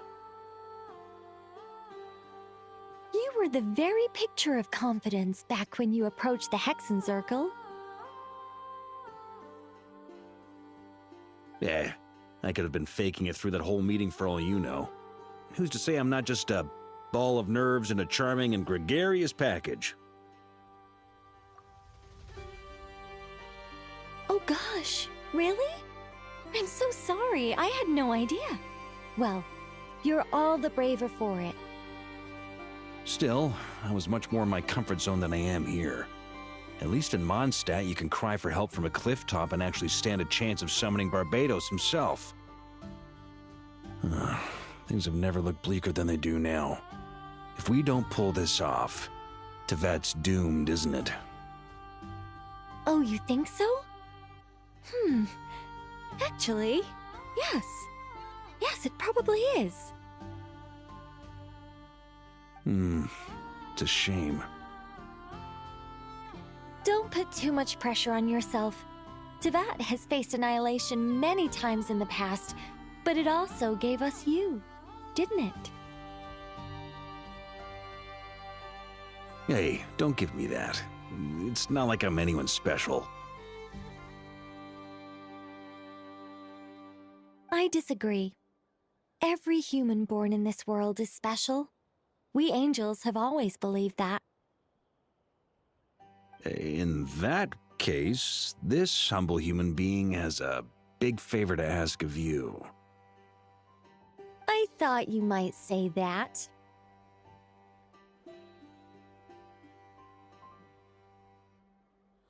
I'm sure Alice, in her great wisdom, sent you here precisely to help us in this difficult time, yes?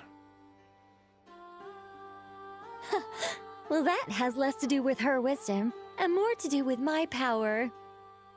Of course, of course.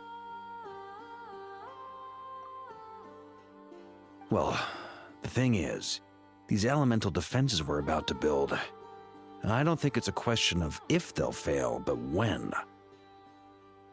Durin's findings from his patrols make it clear that Dottore is constantly expanding his territory.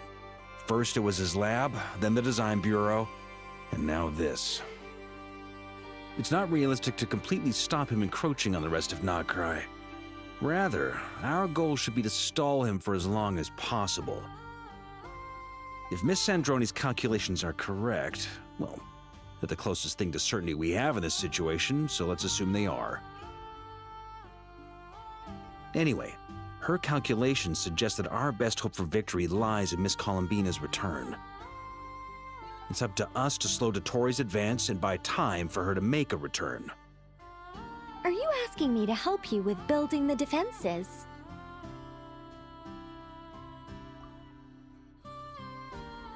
No. I'd like you to prepare for what comes next.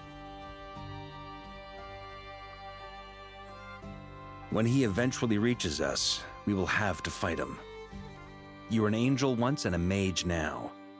I'm asking you to lend us your protection.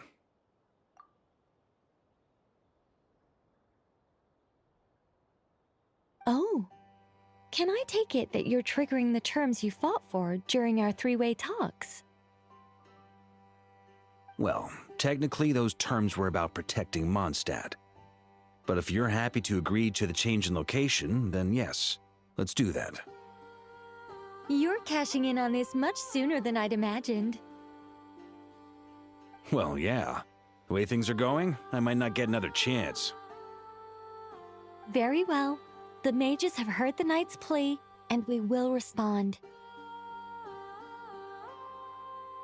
To tell the truth, Alice and I had already discussed how we might help you all, so I didn't come empty-handed. I always like to be prepared.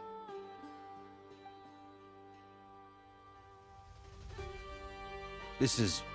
wow. Yeah. This is great. Seriously, thank you.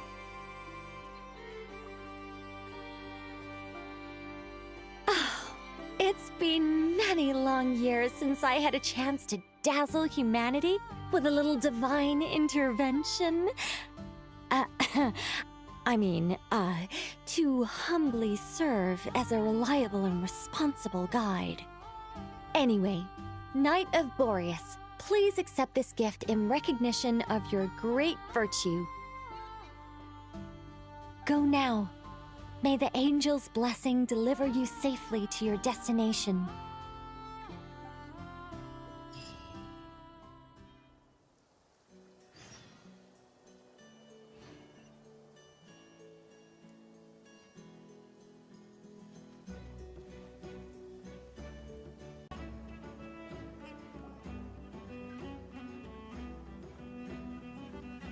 Ah, you're here. Sandroni! How are things going?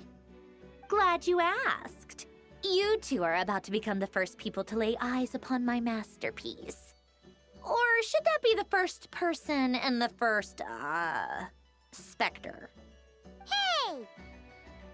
Whatever. Come, feast your eyes on this. Wow! We've never seen something like this before! This meter displays the progress of my formula. Currently, it's still making the most important connections. Once it's finished running, I'll deliver it right to your side. And then, we can finally bring Columbina back. What do you mean, deliver it? Can't you just tell us over the Dodo communication device? It'll just be some numbers, right? Ugh, you're such a greenhorn. This isn't the kind of formula you solve in math class. It's a highly complex algorithm capable of constructing a framework of rules. Ugh, whatever. We'll be here all day if I start trying to explain it.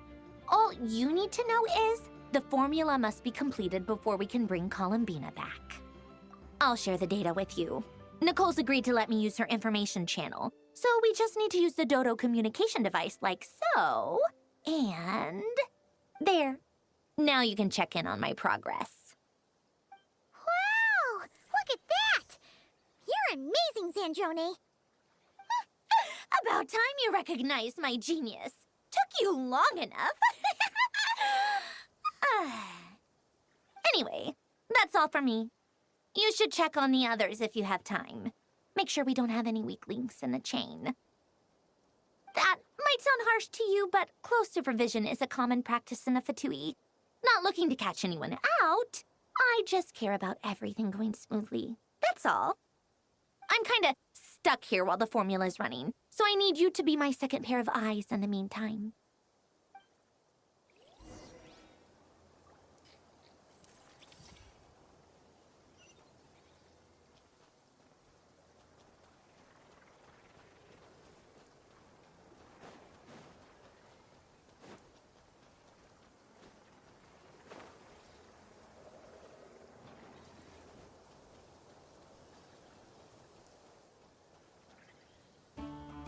Thankfully, Miss Nicole has come to our aid.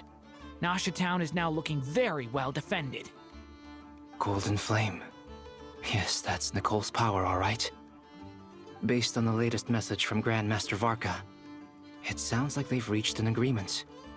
The situation should be more stable with her assistance. Everyone will have at least some degree of protection. Albedo! Durin! Hello there, you two. Are you well rested? That's good to hear. As per the plan, Albedo and I will be in charge of Nasha Town. As Dottoro's energy field expands, it's creeping ever closer in that direction. But we will do our best to hold our position. We fought side by side many times before, and always with great success. I believe this time will be no different. So don't worry about us. Focus on fighting Dottore.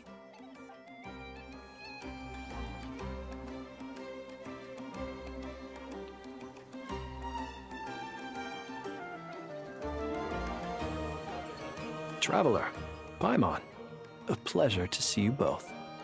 Flans! How's everything coming along? Fairly well, if I do say so myself. Personally, I am ready to confront Dottore head-on. Ooh, you sound much more serious than usual. To be honest, I am not usually fond of exercising my full strength. For one thing, it's hardly conducive to maintaining a low profile. Besides, I believe one should have the right to choose when to show their hand. I am conserving my strength until the moment of battle is upon us. Anything to boost our chances of victory. Seeing you get into the zone like this really puts Paimon at ease.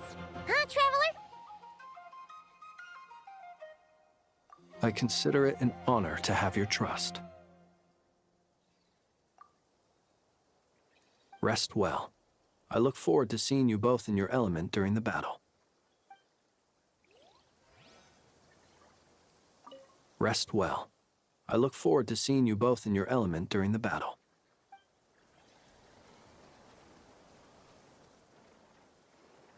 Yes, Miss Moonchanter? What are you staring at? You always address me in the strangest ways. Lady Moonchanter one minute, Miss Moonchanter the next. Yes, and? Are either of those incorrect? Not as such. It's just that I simply call you Nefer nowadays. Uh-huh. That's my name. What's your point? The point is I don't add any honorifics or titles. Meaning what? That maybe we're on friendlier terms now than we used to be. Is that how you see it? Then I thought I was the one with eye damage. Wilma! Paimon, traveler. Just swinging by to check in on you. How are things going? Did you manage to get some rest? Don't worry about me. I won't slow us down. And I give my all to ensure our victory. Ah, yes. Allow me to give you two a quick checkup. All done. You're both in good shape. You're welcome. You'll have your work cut out for you in this battle against Dottore, so make sure to get some rest in first. Paimon will keep an eye on him, don't you worry. I'm glad to hear it. Take good care of yourself too, Paimon. Sure thing!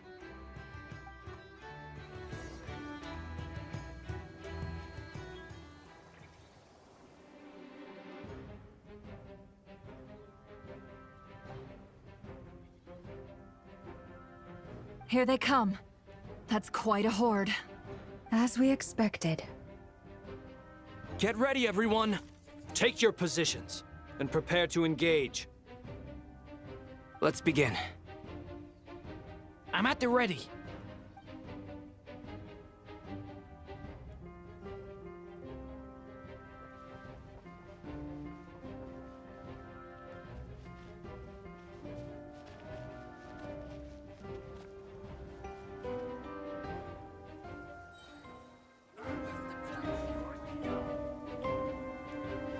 Go!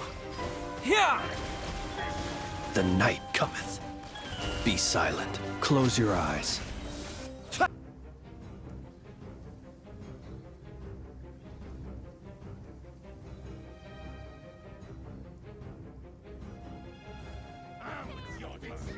Leave this place. For the everlasting. Seek within. No more lies. These creatures cannot stand against us. Oh, fighting talk. Just don't let your guard down. That goes without saying. I'm hardly the risk taker in this group. Excuse me?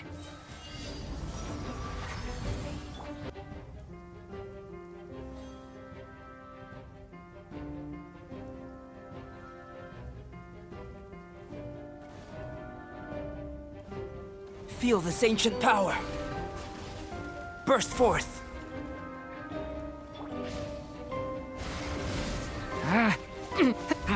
A lament for the end.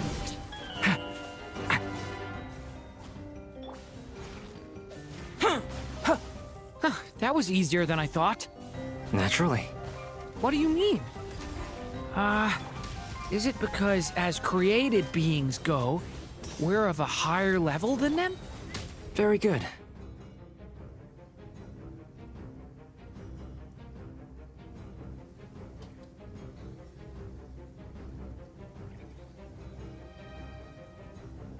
People have always used fire to drive away wild beasts. Wouldn't a lantern work just as well? You read my mind, my dear friend. I was just about to say that. All right then, dear friend. Bring the light!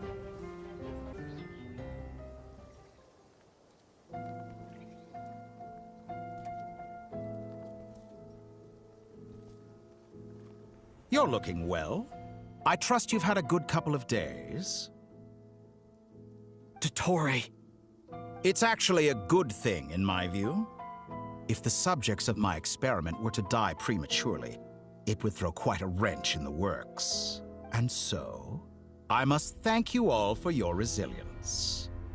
We are no longer on the same level, but you are nonetheless worthy of my respect. A creator god should be merciful and gracious after all. And in any case, it is only right that before I end your lives, the world is informed of the arrival of their new god.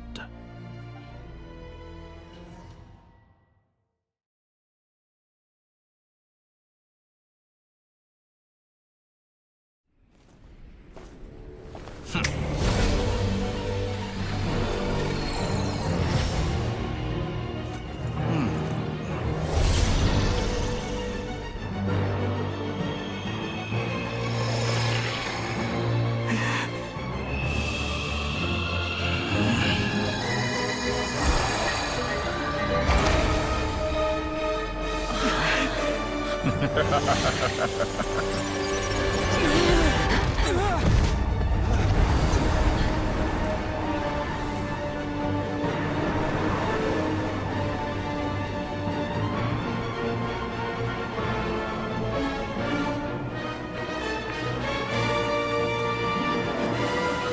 experiment begins.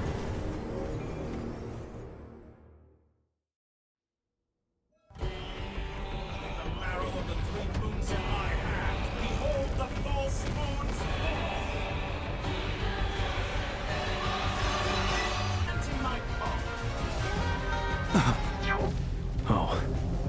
I've been moved inside another space. And it's sealed off. Looking at the structure of it, it seems like Dottore intends to trap us here. There's no exit. Our endurance is about to be put to the test.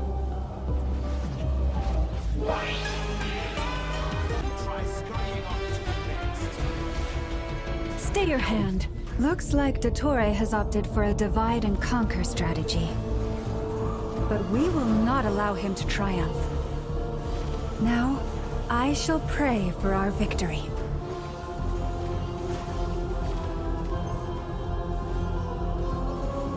Ha!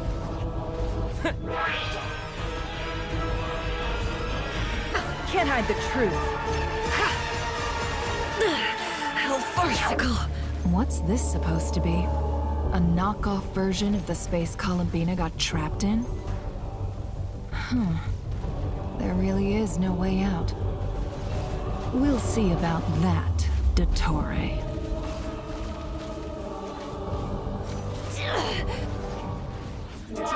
My apologies. I had not intended to take your teammates from you. But you have a choice in the matter. Obey, and I can release them. An excellent deal, if you ask me. Won't you consider it?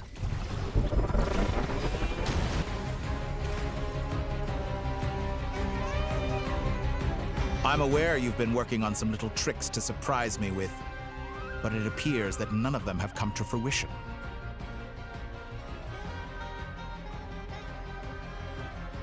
My guess would be that you're trying to bring Columbina back.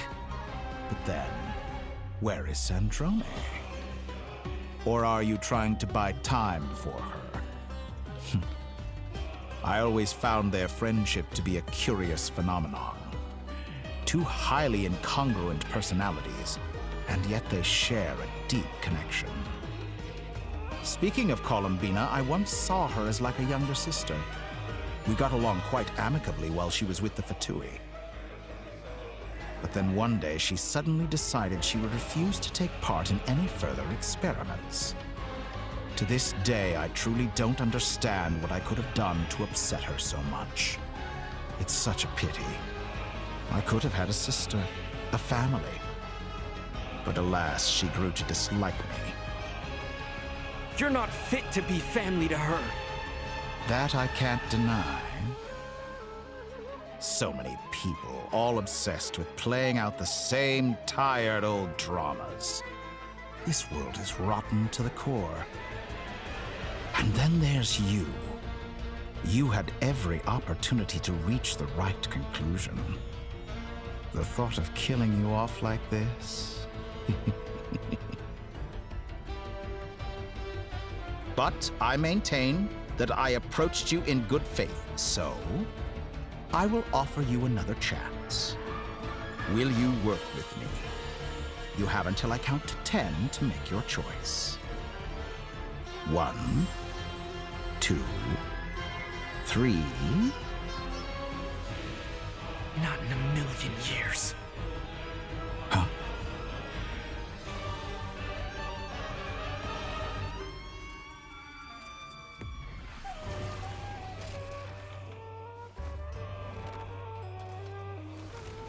Sandrone, what a pleasant surprise. I didn't think you'd join us all the way up here. You're as sick and twisted as ever. Don't fool yourself into thinking anyone's grateful for the chances you're offering them. Sandrone? But the formula hasn't finished running yet. Funnily enough, I was just discussing a collaboration opportunity with the Traveler, and then I see you, who I must say is a good example of an opportunity gone to waste. Gone to waste? I said that everyone would get one chance, and you've used yours to march right back into the lion's den. So yes, it's an utterly wasted opportunity. And what makes you think I believe a word that comes out of your mouth?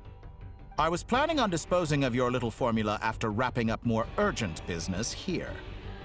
But since you've taken the trouble of serving it to me on a silver platter, I can simply bring it forward in the schedule.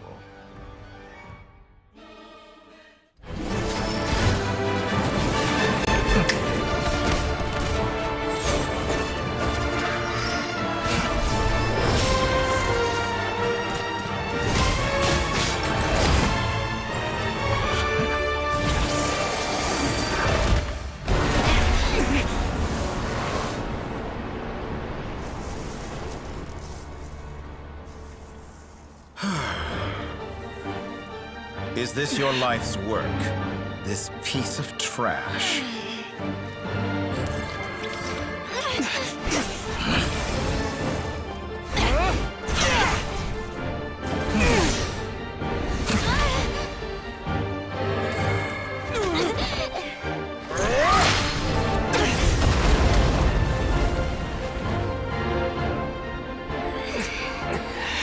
Your formula runs too slowly, Sandrone.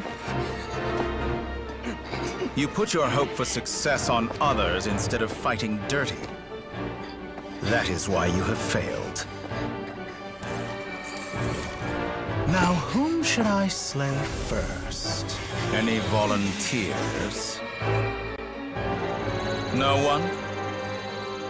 How nice of you to leave the decision to me.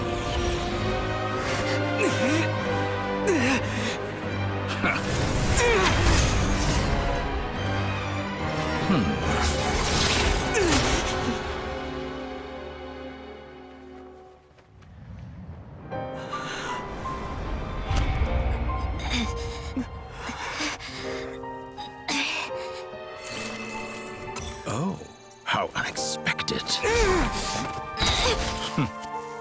Sandrone, any last words for me, comrade?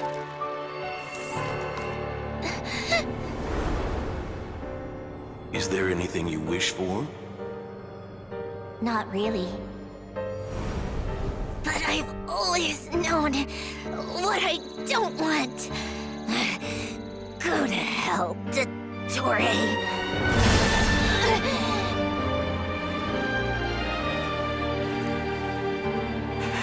No!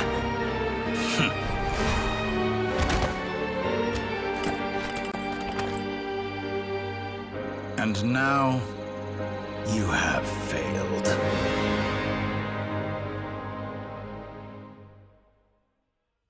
Sandrone!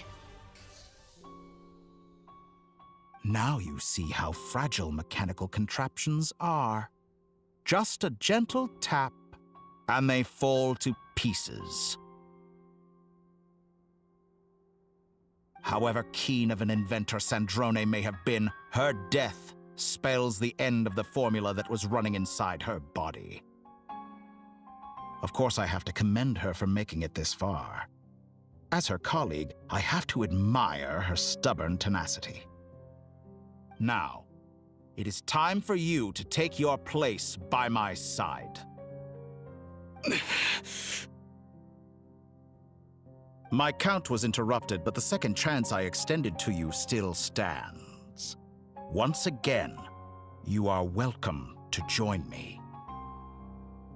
By now, I'm sure you have gained a greater appreciation for the power and authority I wield. What is stopping you from embracing a new world of endless possibilities? Not in the mood to talk? As you wish. You seem less talkative than usual today. I'll change the topic to something more apropos. Sandrone was always like this, never trusting anyone. always so reluctant to share her research with them. Objectively speaking, she had her strengths. It is remarkable how she extracted and even optimized the world formula from so much data. But her inability to trust was her undoing. Had she allowed someone else to monitor or run the formula for her, you might still have a chance at victory even now. But regrettably, she was a stubborn fool. As much as it pains me, she had to go. Dottore. Maybe this is news to you, but people can change. Columbina surprised you when she escaped. And I think Sandrone would surprise you too. Change? You can twist the truth however you want, but I see it clear as day. You're the one who can't trust other people. Is that how you see me? By this point, what can you hope to do about it? It is pointless to fight on. You've already lost. Wrong. You can't win this, Dottore.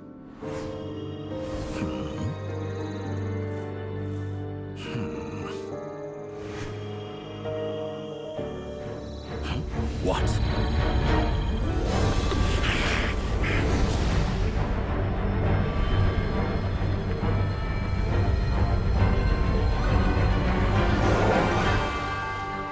My formula can get us 90% of the way. It will connect you to Columbina. Then, I will bring the formula's output to the Traveler's side. For the last 10%, do whatever it takes. Just bring the moon down.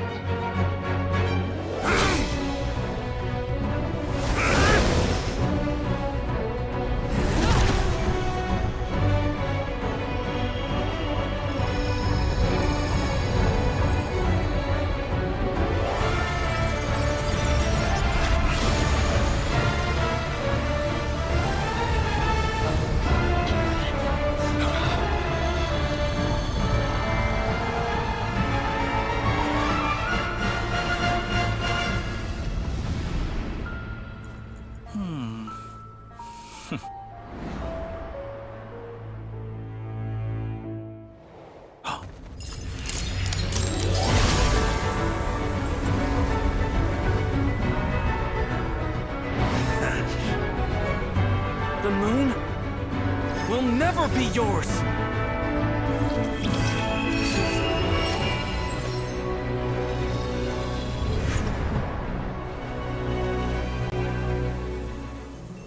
I turn my body into moonlight and pour it over Nodcry. My soul I leave here to inform my future friends. Lastly, I will hide the Trilune Authority within the Frost Moon. And when my body, soul, and authority are reunited, finally... Columbina!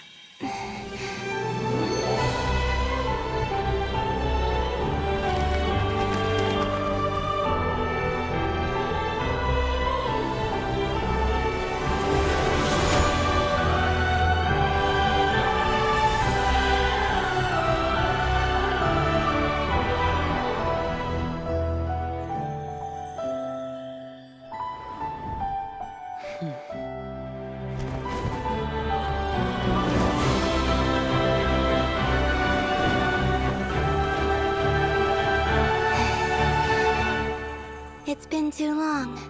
I'm back.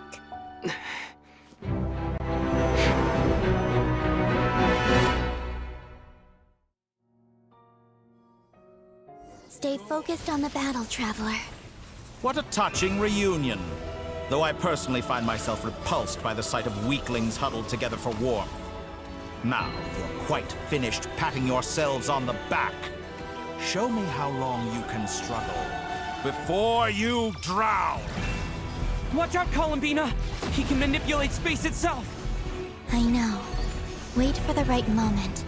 We'll strike together.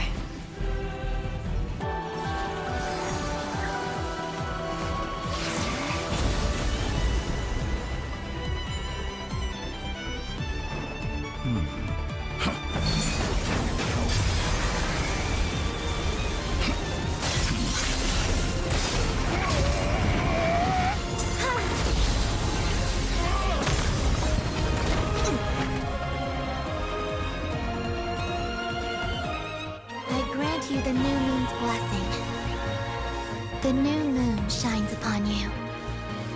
I am growing... It's over, Dottore! Time to pay for your heinous... No longer must the world cower in the cold night.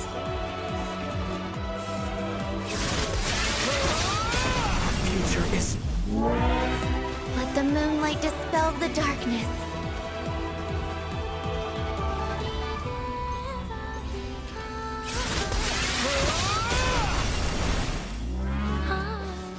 Everlasting as the moon.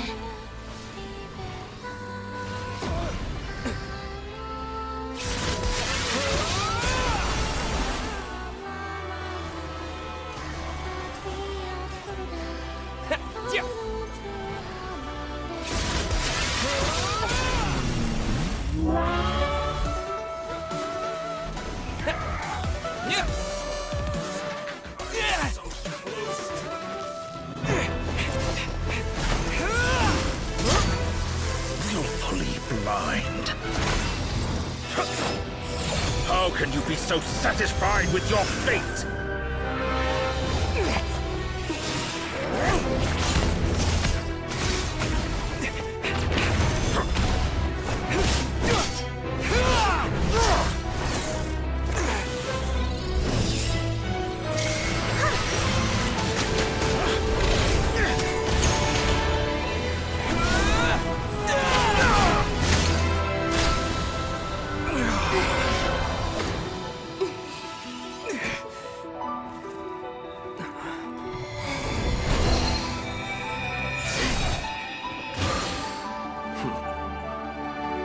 This battle was never about fate.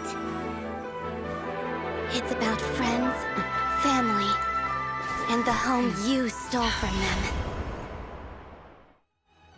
So dull. Only the weak rely on each other for comfort. You shall see. Once I transcend fate, you will be nothing but fodder for my grand experiment! That will never happen.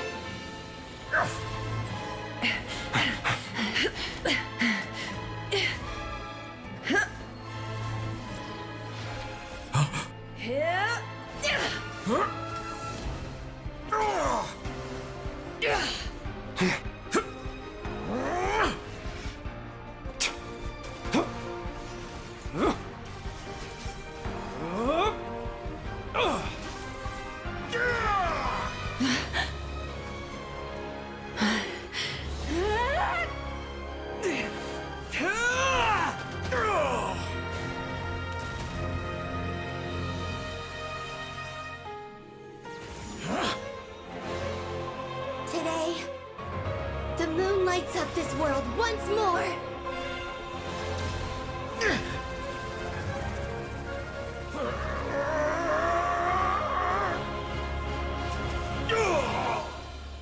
This loathsome world.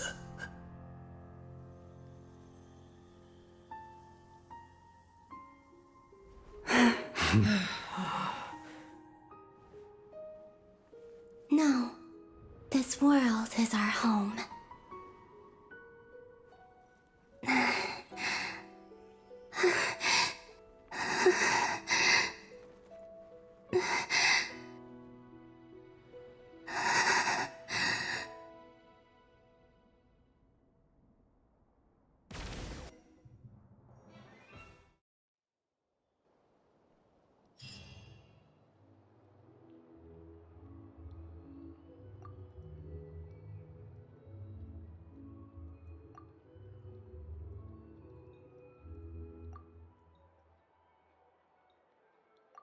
No, you're doing it wrong.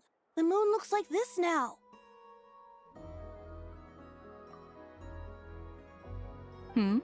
What are you drawing, children? The new moon, Mom. It looks different than before, doesn't it? Also... Can I go buy a sugar sculpture today? Please? Just one? All right. I suppose today is a special day after all. Almost like a festival. Extra, extra! Get the latest Nasha Express here! latest disaster report! Nasha Town reborn beneath a new moon! The voyage begins today! The future looks bright thanks to the League. Want a copy? I knew things would be different. But I didn't think that would include the moon. They say a new moon goddess has been born. A new moon goddess? Who's saying that? The Frost Moon Scion? I guess so. I'm not too clued up on the details. As far as I'm concerned, the moon's still in the sky and it's business as usual. Hey, since we've come all this way, shall we grab ourselves a free meal while we're here? Are you a convert now? Or are you just here for the free lunch? Oh, come on. What does it matter? After everything we've all just been through? That smells good. All right, that's it. I'm hungry. Time to eat. Come on! We gotta get there early, or there won't be any good spots left! Shh, keep it down. This is a residential area. What if people are still sleeping?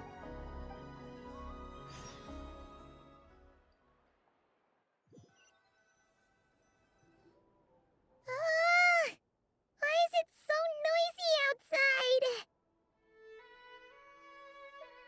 It's okay. Paimon was pretty much awake anyway. It's been so long since we last had a chance to relax, huh? Feels like time is moving slower than usual. What about you? Did you rest well? Still winding down from everything that's happened? Or are you wondering how our friends are doing? Or is it about what Dotori said to you? Okay, if you say so. But don't push yourself, alright? Let Paimon know if you need to talk. What we just went through was a lot. It's totally normal if you need some time to get back in your groove. Luonatar disappeared after Columbina came back.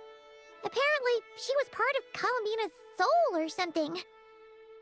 Still, Paimon kind of misses Luonatar somehow. But anyway, you did great. So did Paimon. We all worked our butts off to contain this disaster, and in the end, we made it. So, chin up, Traveler. You should be proud of yourself. Hey, don't poke fun. You should be glad that Paimon's growing as a person.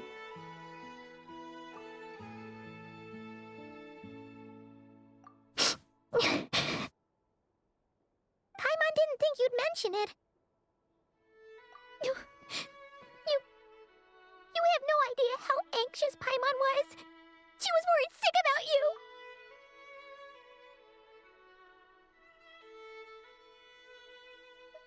Well, if you really want to show Paimon you're sorry, you're gonna need to make it up to her.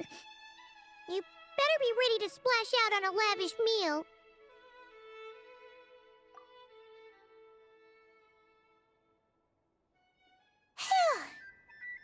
Okay. Paimon's full now. Huh? Oh, well... Hey there, Traveler and Paimon! Good morning! Morning, Yehoda! Here for some breakfast? Oh, I've already eaten. Just need some water. I was mostly worried you might forget what day it was today. So, I came over to remind you. Careful there, Paimon. Too much food will make you drowsy. Don't let anyone catch you hiding at the back and nodding off during the League meeting. You should probably be saying that to Aino. She's the baby of the group, if anyone. True. You know, I'm surprised that all these competing groups are actually coming together to try to solve things together. Definitely a first for Nodcry. Well, nothing like a region-wide calamity to bring people together. After that, surely even the most self-interested people have to realize that going it alone isn't worth the risk, right? Try telling Boss Neff that. She's not exactly convinced that people are gonna get with the program. Really? But if she's so pessimistic about it, why'd she agree to be the Curatorium's representative in the League? Probably 'cause even though Unity sounds like a pretty far-fetched idea, the benefits it would bring make it worth a shot. I think things will work out, though. I swear, Notcry feels like one big family now with everything that's happened. More than it used to, anyway. Paimon's with you on that one. And it seems like plenty of other people agree, too. Just listen to the bustling streets. All right. Everyone's been rebuilding these last 2 weeks, and the evacuees have been coming back in droves. Life's slowly returning back to normal. Which means my workload's probably gonna shoot back up. Were you about to head out? There's still some time before the ceremony begins, you know. Yeah, we were gonna take a stroll around the square and say hi to some friends first. Sounds good. See you later then.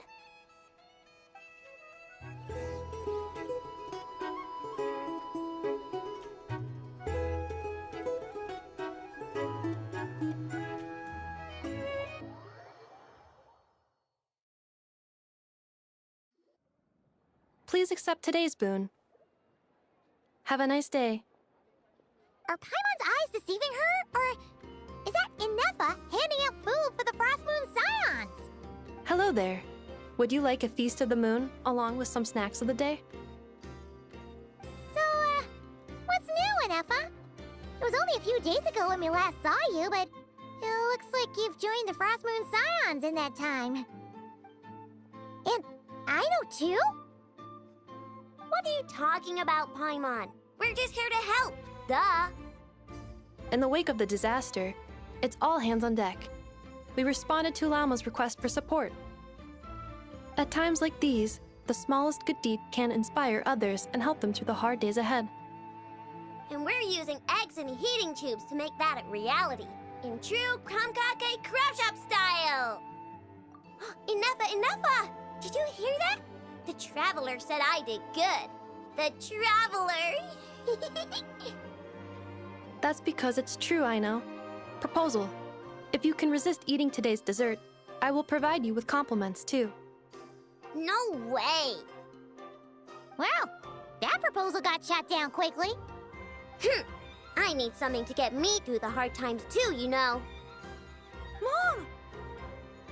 Yes, dear. Go right ahead.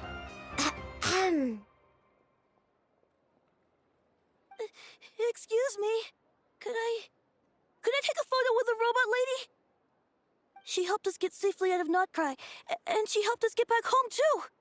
She's the best. Of course she is. And since I'm the whiz kid who built her, that makes me even better than best, right? But you stole my snacks, though. Oops.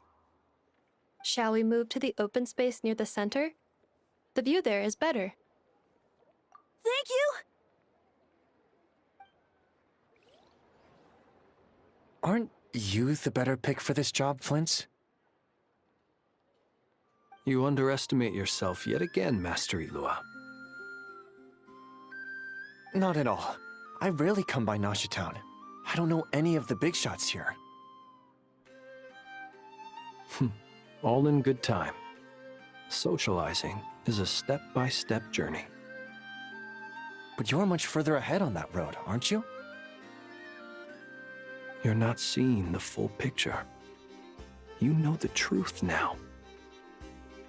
My friends do not understand my habits. There is no question about it. The Lightkeepers need a representative in the League. Someone who is upright, cares about other people, and can realize their self-worth through group action. You say it like you wouldn't make the cut. I am most flattered that you think I would. Sigh a little less, Master Ilua, and have more faith in yourself. All the Lightkeepers agree that you're a very promising young man.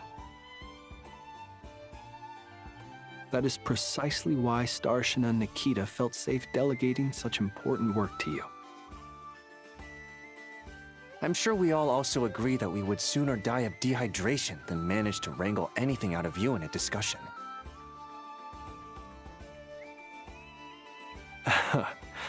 My apologies. I am not in the habit of bringing water with me when I go out. Whatever. I'll take the job. By the way, who else is part of this? Oh, it's quite the who's who of Nodcry.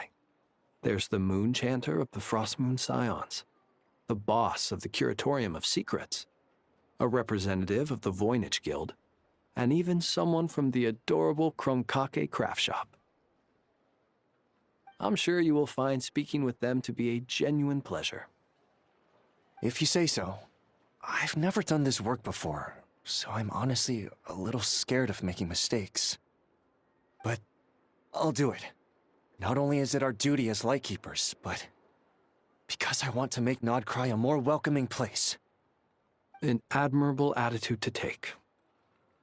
The beacons are lit, Itlua. We're but one step away from breaking through the blizzard. We have the chance to band together and build our shared homeland into an Elysium. This is unprecedented for Nodcry. An opportunity not to be missed. Yeah. You're right. I'll do my best. Quite a few familiar faces have arrived. Let's go, shall we?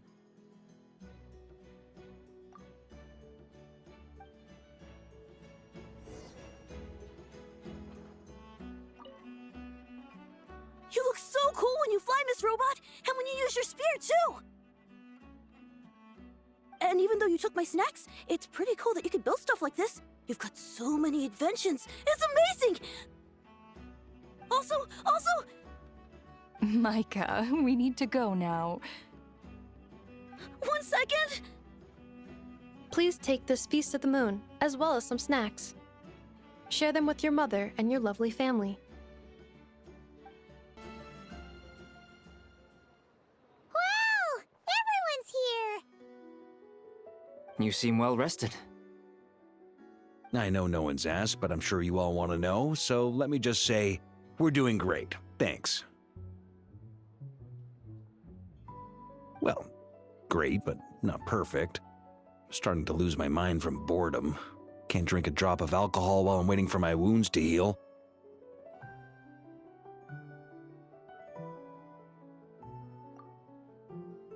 I'm sure you had a sneaky swig or two. Wait, how'd you find out? I'm sure you must be missing Mondstadt after all these years away, Grandmaster. Yeah, you could say that again. Every time I get news from Mondstadt, it makes me want to go back and see the place for myself. Honestly, once things are wrapped up here, I think it'll be time to head back home.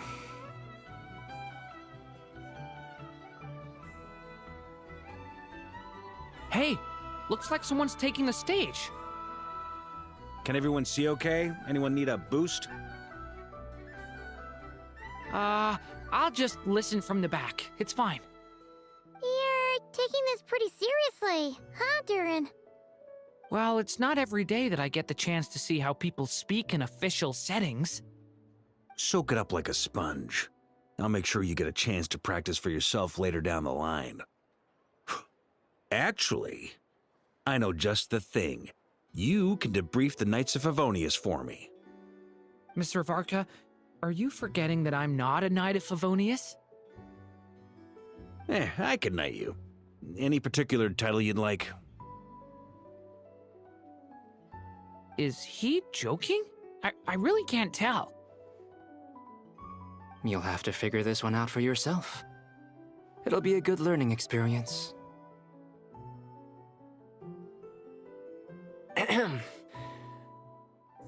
It is my honor to host the opening ceremony for the League, and to have this opportunity to speak to you all in my capacity as Voynich Guild representative. Could this person also have been pushed onto the big stage by the real big shots?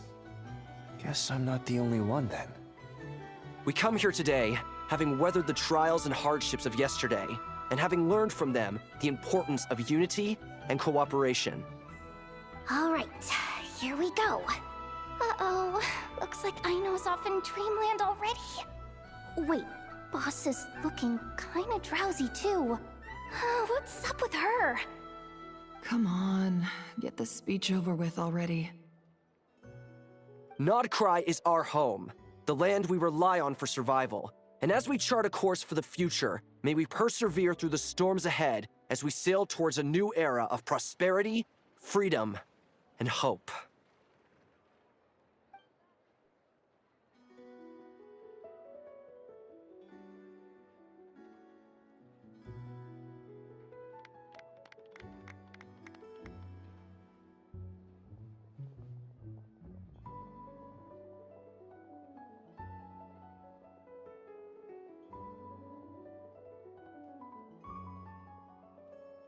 Looks like we'll have more opportunities to travel in the future.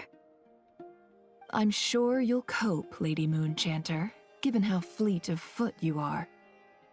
Unfortunately, I suspect I'll be too busy at the curatorium to act as your host. We have a busy schedule, not to mention an international network of contacts to manage. It'll be all right. I'll just check your schedule with Yehoda well in advance. And if she's not available, I can simply ask Ashru. You... So giving my employees extra workload isn't enough for you? You're really going to drag my cat into this too? I thought you'd approve. Aren't you forever increasing your employees' workloads?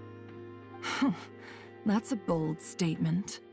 Are all the Frostmoon Scions feeling more audacious now that your moon goddess has returned? Columbina's return has brought joy to all who care about her. That includes both you and me. As for the Frostmoon Scions, we are learning how to thrive independently, without relying on the moon goddess. It is up to us to make our home a more livable place. Joining the League is one of the steps we are trying towards that end. I like the word try. It's nice and non-committal. You can opt out at any time and still say you tried. You don't see a bright future for the Frostmoon Scions? Or did you mean the League? I'm just not as optimistic as you.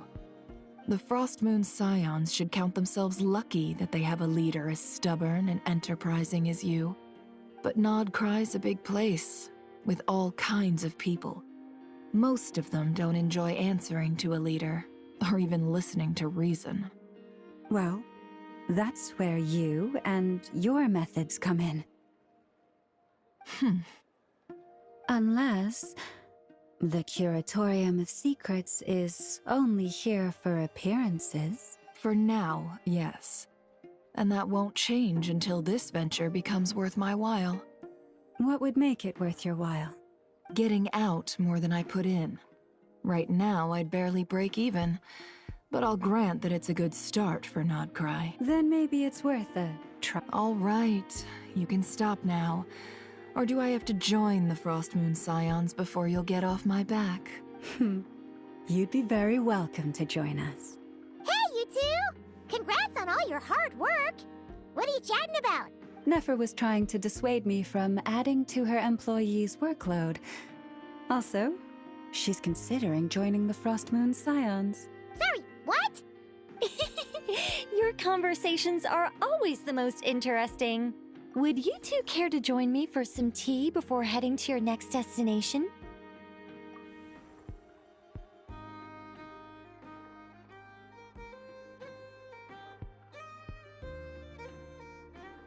Nicole? Wait, where are you? Aren't you gonna show up today? Sadly not. I'm otherwise occupied right now. I'm sorry, Paimon. I can hear how disappointed you are. If it's any consolation, let me say that how things appear on the surface is a far cry from what they are at their core. Perhaps you'll feel better if you focus on the fact you have a special line of communication with the great mage herself. Okay? Has something happened? No, or not yet, anyway. Well, that's not ominous at all. Not for the time being. Just think of this as a general check-in to make sure this communication system is still running smoothly. Besides, it's good to chat once in a while if we want to maintain our friendship. You could've just said so. Paimon got all worked up for nothing. Still, the best friendships are built through face-to-face interaction, you know? It's never gonna stop being weird having tea with you when you're not there and just talking to thin air. All right, fair point. I'll bear that in mind for next time. Yeah. Any update on that crisis at the world's borders? Alice just informed me that they had their work cut out for them. And now everyone's thoroughly exhausted. But they did finally get things back under control. Still, we can't let our guard down yet. The disruption caused by this disaster has made Teyvat easier to detect from the outside universe. She plans to wait for things to stabilize, then reschedule her Mondstadt vacation plans. As for me, I agree with Hat Guy's perspective. This is a time when many new variables are emerging, and the situation is changing constantly. Plus, most of this change is for the worse. We have to remain vigilant and ensure that the embers of chaos are not rekindled. I did notice that the energy in Nodcry changed somewhat after the War of Funerary Flame, but since it was still aligned with the Light Realm, I never gave it a second thought. It looks like I'll have to examine the connections between phenomena I observe more closely in the future. Just doing my duty. It's more or less second nature by now. Of course. To give you the full picture, I'd have to start with the substance from which angels were formed. Never mind. Paimon's right. Showing off my knowledge would be much more satisfying in person. By the way, you did receive the gifts from the Hexen Circle, yes? I'm not trying to claim credit or anything, but my pride demands that I at least mention it. They're quite similar to the protective talisman that Alice gave Dory, but with some very special enhancements. Oh! So that's what kept our friends safe when Dotori trapped them. Indeed. We went to great lengths to make sure they were invisible to his eyes. I'm so happy they came in handy. Still, not fishing for gratitude, by the way. I just want you to be aware that sometimes your friends may be protecting you in ways you cannot perceive. Anyway, I'll contact you if anything else crops up. If not, you know what they say, no news is good news. Oh, my angelic instincts are tingling. They say you should head to the docks next. Your friends are about to board their ship home. This place looks perfect. Nothing warms the soul like piping hot food.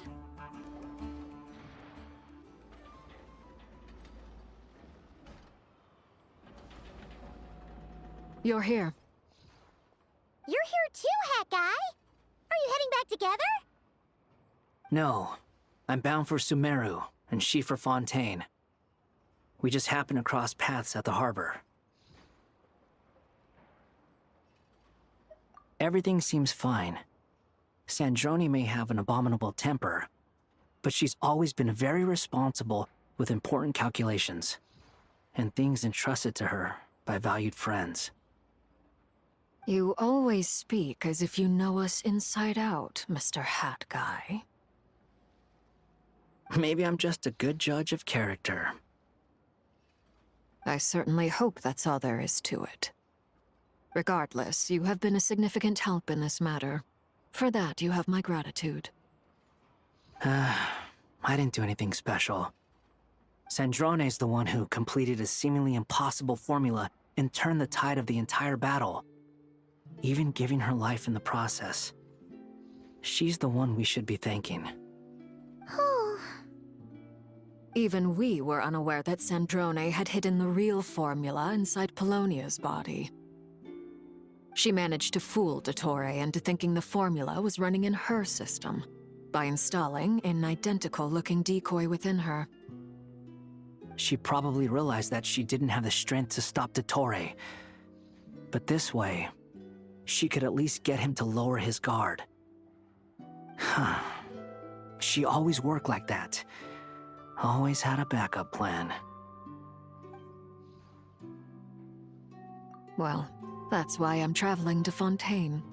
She made a request of me long ago, and the time has come to fulfill it. Think of it as her will. She said that should she ever fail in a mission, she'd like me to deliver her core and Polonia's to the Fontaine Research Institute. She also mentioned that she had made arrangements for people there to set her affairs in order. Some of her personal effects, such as her notes, were left to me. I've decided to take them back to the House of the Hearth, for safekeeping primarily, but also as mementos, I suppose.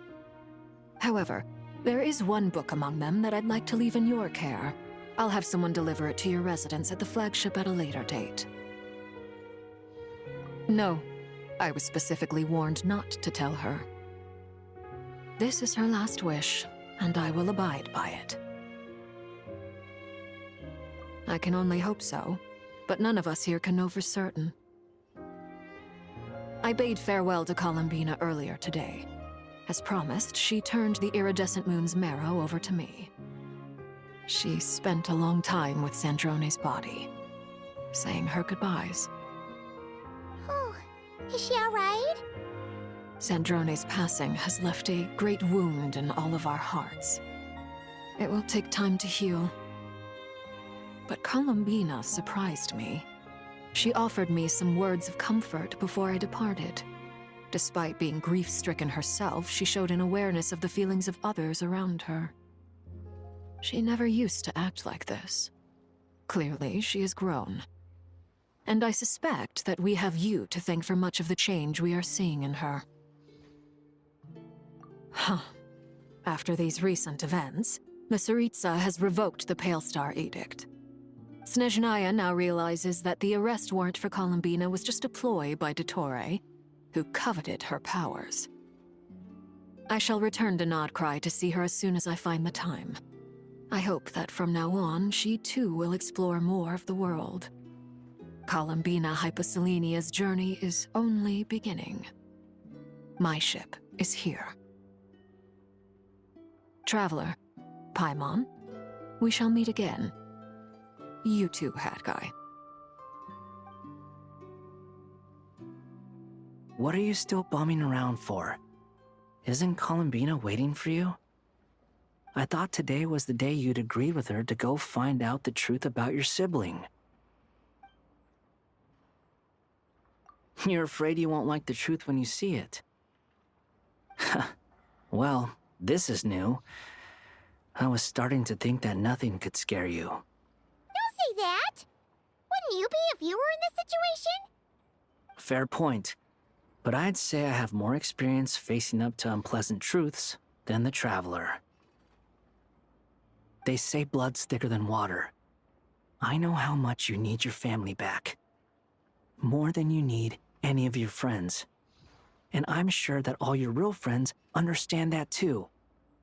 No matter what the truth turns out to be, they will stick by you and support you, whatever decision you make. Finding the truth is important. But more important still is what you choose to do once you've found it. At least, that's the life lesson I've learned from my experience, grappling with the truth. What? Now that Dottore's dead and gone? A little, I guess. But it hasn't solved everything. Maybe I regret not getting to end his life with my own hands. Or maybe it's something else. But for whatever reason, I still feel like I have a chip on my shoulder. Either way, I'm going back to Sumeru. Lesser Lord Kusanali is gonna need help dealing with all the chaos Dottore left in his wake. Not just from this incident, but everything he did in the past, too. You should continue with your journey, as you've always done. Who knows? Maybe we'll meet again someplace else.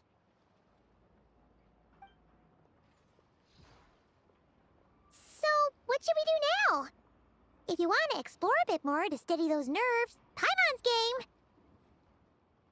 After all, when Columbina said she knew where your ship was hidden, Paimon promised to give you two some alone time with the truth. It hasn't been all that long since we were last apart, sure, but with Columbina there, Paimon's sure things will be just dandy. Ain't no biggie. Paimon might be all about that food and fun, but she knows how to do right by people. Paimon's sure you'd prefer to digest the news about your sister in peace. But, no matter what you see, just know you can share it with Paimon. Of course, as long as it's not super private. If you can't make sense of something, let's give it some thought together. And even if we both can't figure it out, Paimon can at least treat you to a nice meal.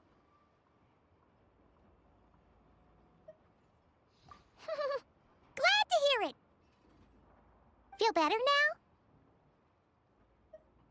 now? Alrighty. Next up, time to meet with Columbina.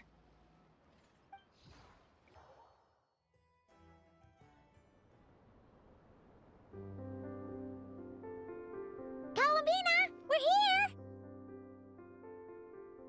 Can't quite believe we're meeting out here. We've gotten used to walking over to Silver Moon Hall whenever we go see you. Well, you're still welcome to go there whenever you want to see me. It's just, now that it's all over, I've decided to make some changes. Try and fit in with the Frost Moon Scions, like Lama suggested. The older generation are still timid around me. They don't dare get too close, and they bow their heads when I walk by. But things are much better with the children. I see more curiosity in their eyes. Hopefully, by the time the next Moon Prayer Night comes around, I can enjoy the festival with them as myself, without having to pretend that I'm only dressed up as the Moon Goddess. You'll do fine, Columbina. Paimon's sure they'll realize you're super nice once they get to know you better. You really think so? When we first met, you thought I was a little up in the clouds. We were just starting out then, come on! So Alma told you, huh? I'm only teasing. I know that I have you to thank for pulling me back down to solid ground. It feels good to finally stand firm on the earth where I was born.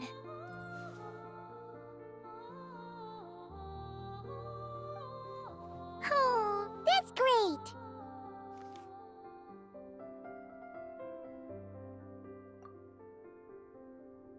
Thank you. I'll make sure not to lose it this time. Well then, are you ready? Lumine, what happened to our spaceship back then? Why did you leave? It's time to learn the truth at last. Ready as I'll ever be. Good. Then let me open the way for you.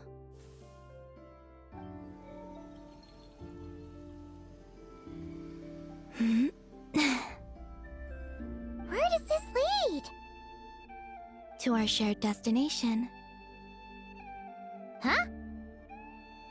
Do you remember me telling you about my missing prologue back when we just met? I said that my story began on the moon. But while I was inside the moon's reflection, I realized that my prologue was really hidden in the future. I just had yet to discover it at that point. The story of the time before I was born was in fact the story of my distant future. It's truly fascinating. But when I obtained the Trilunar Authority and returned to our present reality, I sensed something I hadn't expected. Your prologue. So you mean... Yes, your spaceship. All this time, it has been hidden on the frost moon, which lay beyond the sky.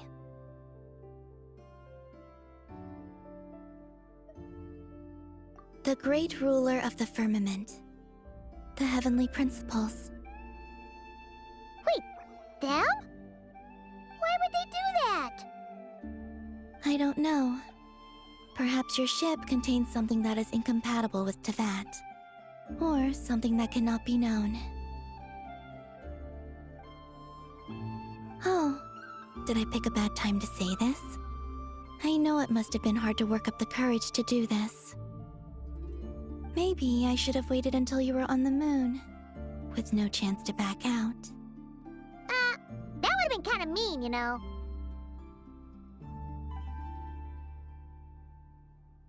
Take me there.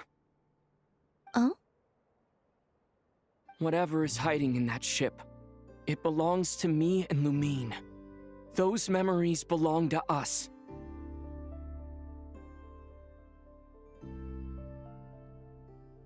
No one else has the right to decide whether I should or shouldn't know about it. Not even the heavenly principles. Very well. Then let's go. You two take care, alright? And don't forget to come back soon! Rest assured, Paimon. We will. Traveler, after you. Thinking about the story that we'll find hidden on the moon? Yes. And hoping that it has a happy ending. Stories like that don't exist, you know? You don't believe in happy endings? I don't believe in endings.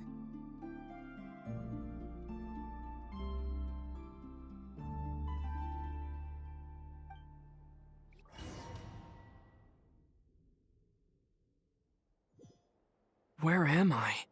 This is the pathway I built between Teyvat and the Frost Moon.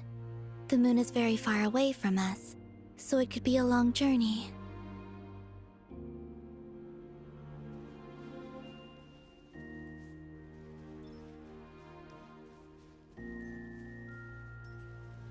After I obtained the Trilunar Authority, I unwittingly saw past events from many of my friends' lives. One was Lauma. She was so young when they chose her to be the Moon Chanter.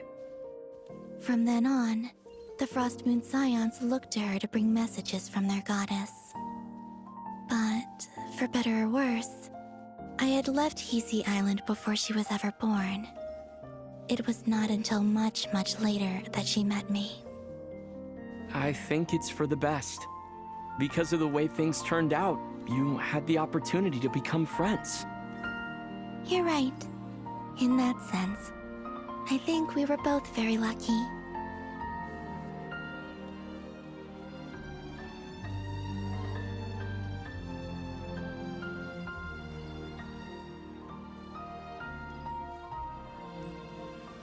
Oh, and about that mage, Nicole. I only recently learned that she has lived in Teyvat since the time of the Three Moon Sisters. The Moon Goddesses always had a good relationship with the angels. I suppose our friendship continues that tradition.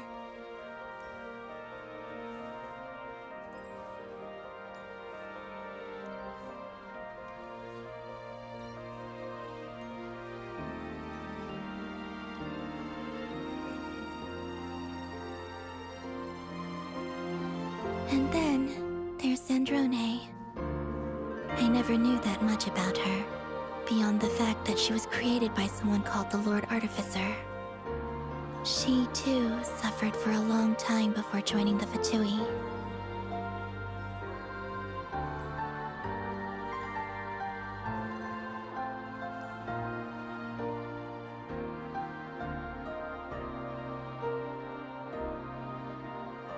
How I wish I could talk to her again. Even if only to hear her say nasty things to me.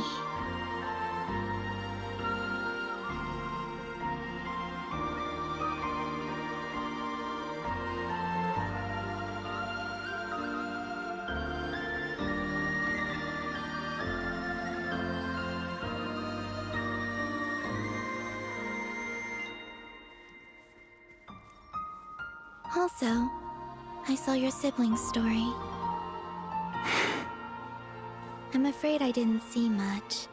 It seems that she rarely came to the surface, where the moonlight shines.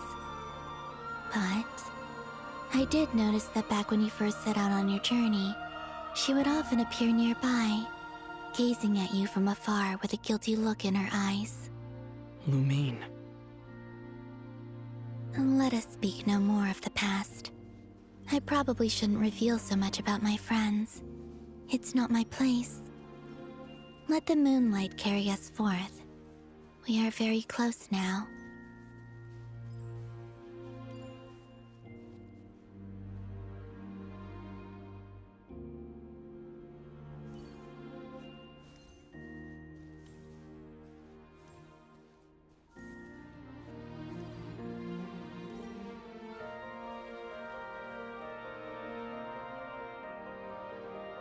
After this, I'd like to bring some kuhenki to the moon as well. If they're willing, of course. What about your other friends? Will you bring them to visit too? Certainly. But I'll need to tidy the place up first. This home hasn't received any guests in a long, long time.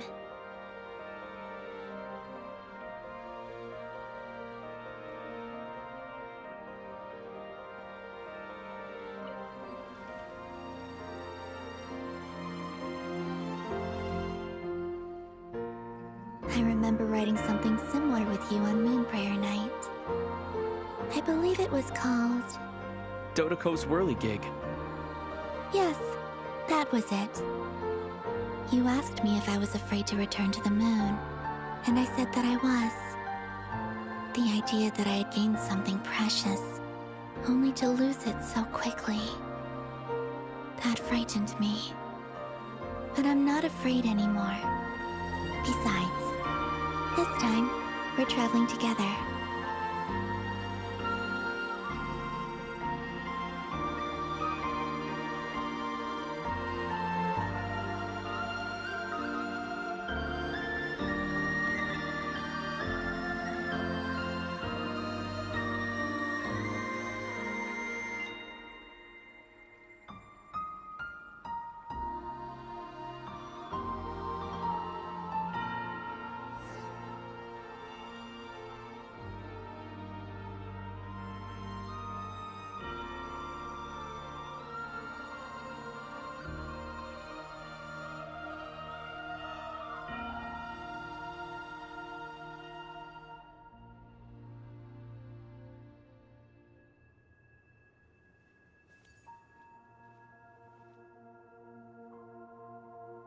We're here.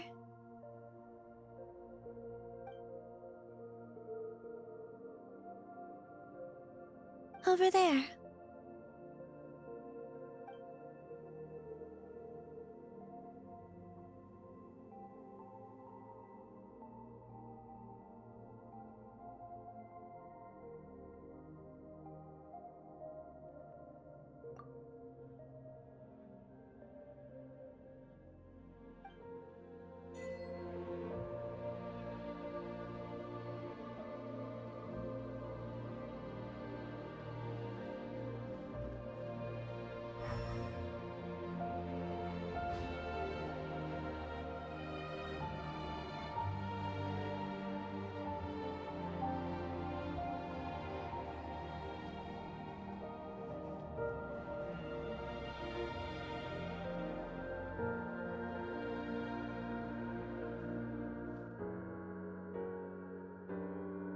Our spaceship.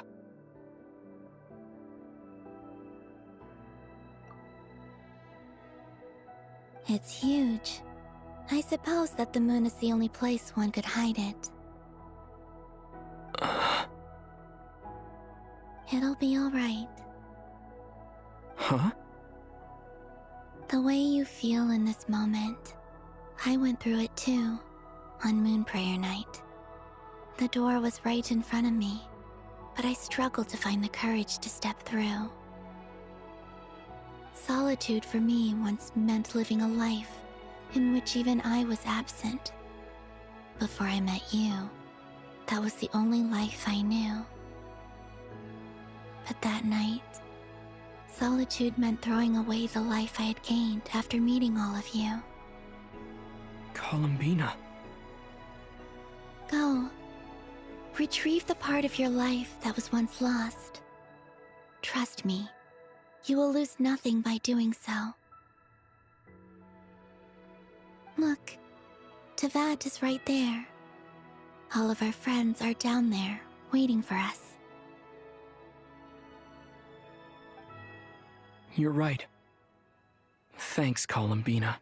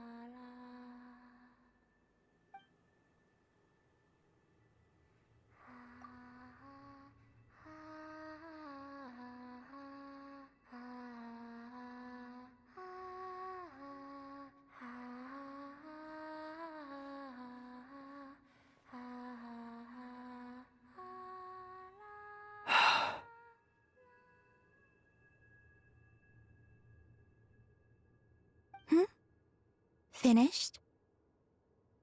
Yeah. Why did you take your eye mask off? Well, since my return, I've decided to take more opportunities to see the world with my own eyes. Besides, I've always wondered how Teyvat looks from the moon.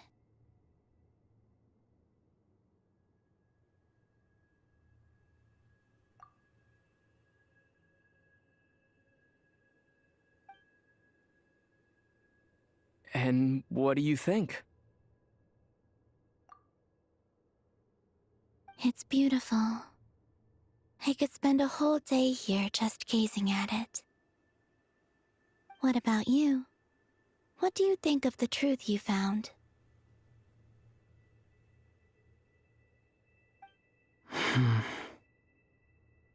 I haven't looked at another person's expression in a long time, but I think yours is saying it was neither good nor bad.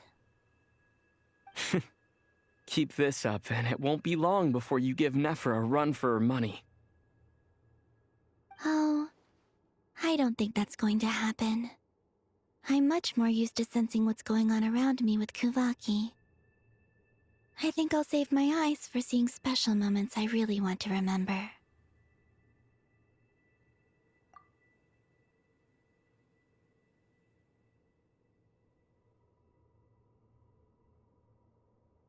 I read the spaceship's flight logs.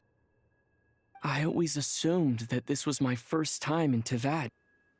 I thought that Lumine and I must have been hibernating in space for centuries on end.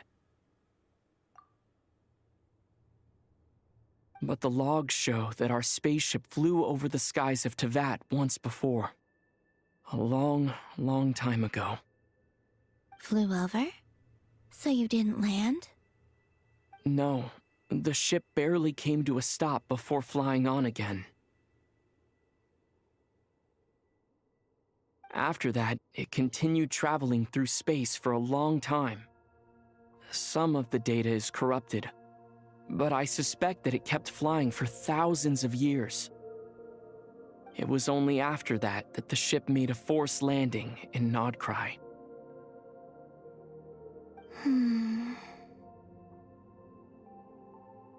When Lumine found me, she came from outside the ship. Could this mean that she left the ship long before I did? Maybe even during our first pass over Teyvat.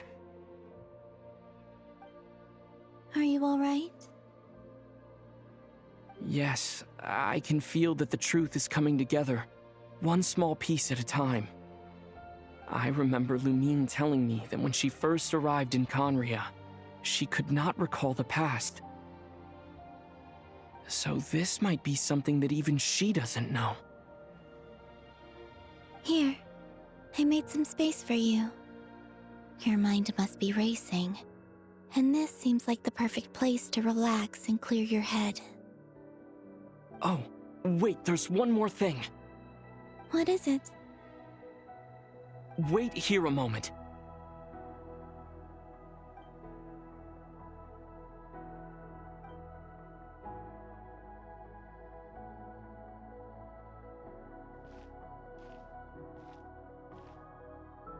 Hey, Columbina.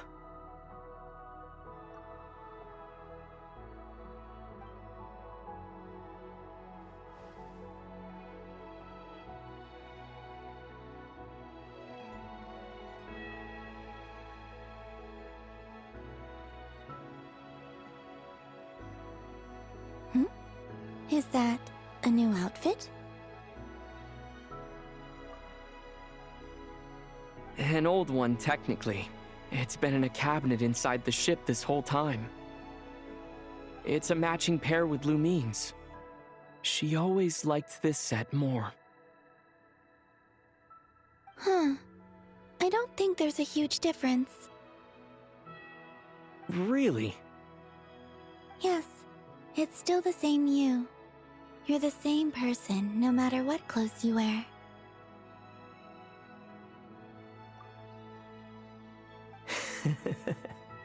Only Columbina would make an observation like that. Traveler, do you consider Teyvat your home? Home is wherever Lumine is. But then after all the time I've spent here, and everything I've been through,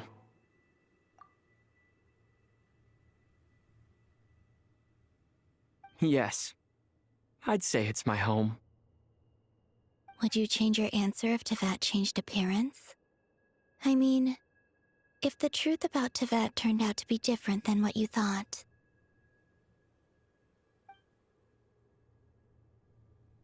I don't know, but I don't think so. The truth is not what matters most to me about Teyvat.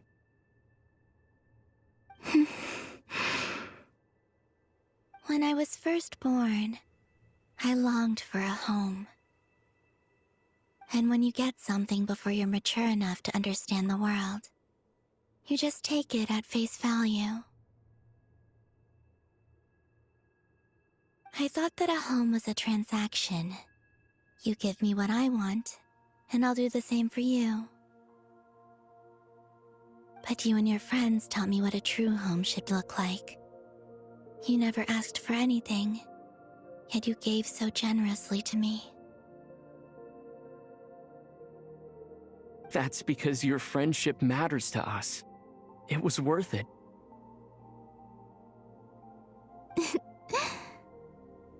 In the past, I thought that my birth in Notcry must have been a mistake. But after journeying to the distant past where the story began, I realized that it was I who chose Notcry to be my future home. Now, I am glad that I made that choice. I'm sure your friends are just as glad. In fact, I intend to make the same choice today as I did back then. What do you mean? Well, I've given the Eternal Moon's Marrow to Lauma, and the Iridescent Moon's Marrow to Arlecchino. And now, I shall return my Kuvagi to Notcry again, that it may continue to protect my chosen home. Wait, but what about your body? Oh, are you worried that I'll disappear again? I won't. Not this time. The Frost Moon has now entered the fall sky, and I am the Trilune Goddess. I am only returning to not cry the part of me that it needs. I am giving what I can, because my home is worth it. Oh, and I have something for you, too. For me? Yes. Come closer.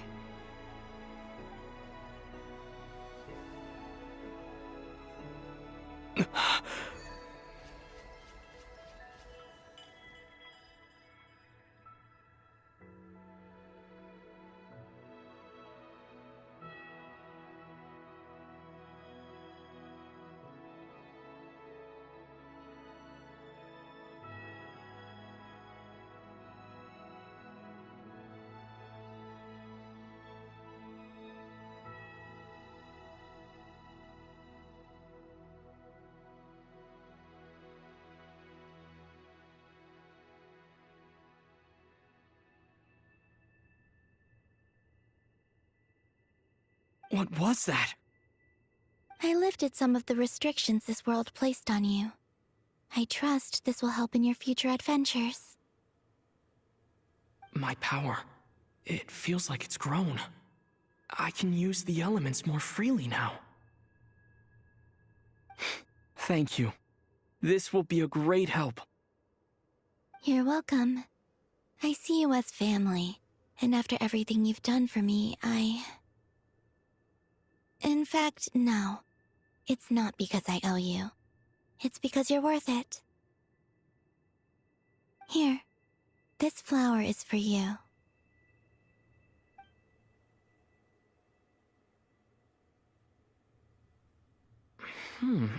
Isn't this a moon prayer blossom? Yes. Don't worry. You will never see these flowers lose their color again. I'm finally discovering the joy of giving. How I wish I'd learned this sooner. Hey, better late than never.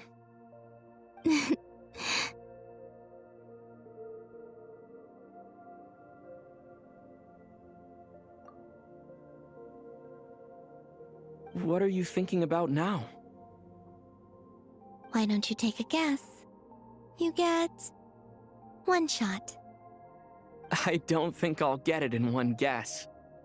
But I'm sure it's a happy thought. That's kind of a sneaky answer. I can't say you got it wrong.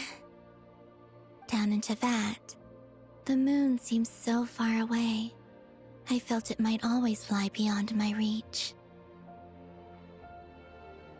But on the moon, everything feels so close by. The haze that once enshrouded the skies has finally been dispersed. I feel like a traveler on a winter's night, starting a new chapter in my tale by the warmth of a bonfire. I don't have a lot of luggage, but I do have a lot of hope for the future. Well, what's next? Next? To start with, I want to stay here just a little longer. After that, let's return home and continue our journey.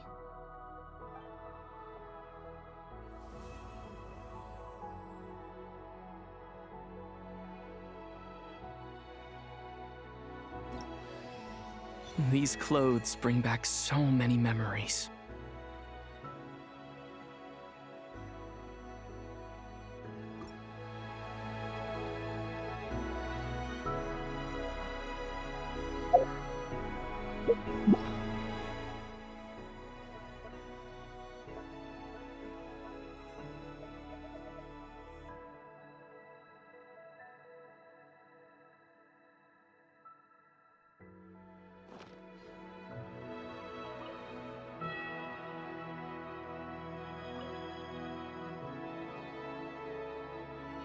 The journey goes on, for you and for me. Like I said, this is not the end. I don't believe there has to be an ending. Oh, is that your next destination? Most people would probably tell you to pack some warm clothes. But I experience things differently than most people, so I can't know how cold it is. In fact, it is home to quite a wondrous heat source. I think they call it Kreshnik's torch. Every city in Snezhnaya is built around one of those. I sensed the energy it gave off as I was passing by on a railway train. It felt grand and distant. I also recommend the Korolievsky troupe in Snezhnograd. They give performances quite regularly, and entry was free for harbingers. I liked them a lot. Ice cold and sharp. Crystal clear in some ways, yet profoundly unfathomable in others. Like the thick layer of ice on top of a frozen lake. That's just the impression that Tsaritsa gives me. I was never able to glimpse what truly lies beneath that icy exterior. In fact, I don't think the people of Snezhnaya even know what kind of power their god wields. Maybe that's because the Tsaritsa herself has never acknowledged, nor accepted that power. There's Regrator, the Rooster, and the Jester. Between them, they control a lot of what happens in Snezhnaya, but I can never wrap my head around how exactly power is split between them. I just know they are each responsible for many specific domains. I noticed that the Rooster and Regrator often appear to get along on the surface, while working against each other in secret. And theirs is not a friendly rivalry. But I wasn't particularly interested, so I tended to keep my distance. Now that I think about it, the term Mistelton often seemed to come up in connection with Project Stuja. Once things settle down in Notcry, I'd like to explore the world beyond Snezhnaya. You've told me so many stories about the other places you've been to, and all the friends you've made there. I'm curious to visit those nations and see them for myself. It would also help me learn more about the journey that has made you into the person you are today.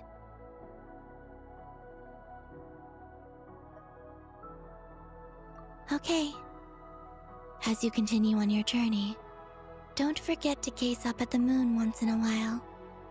It is, after all, no longer an illusion. It shall cast down its true moonlight, connecting us in truth.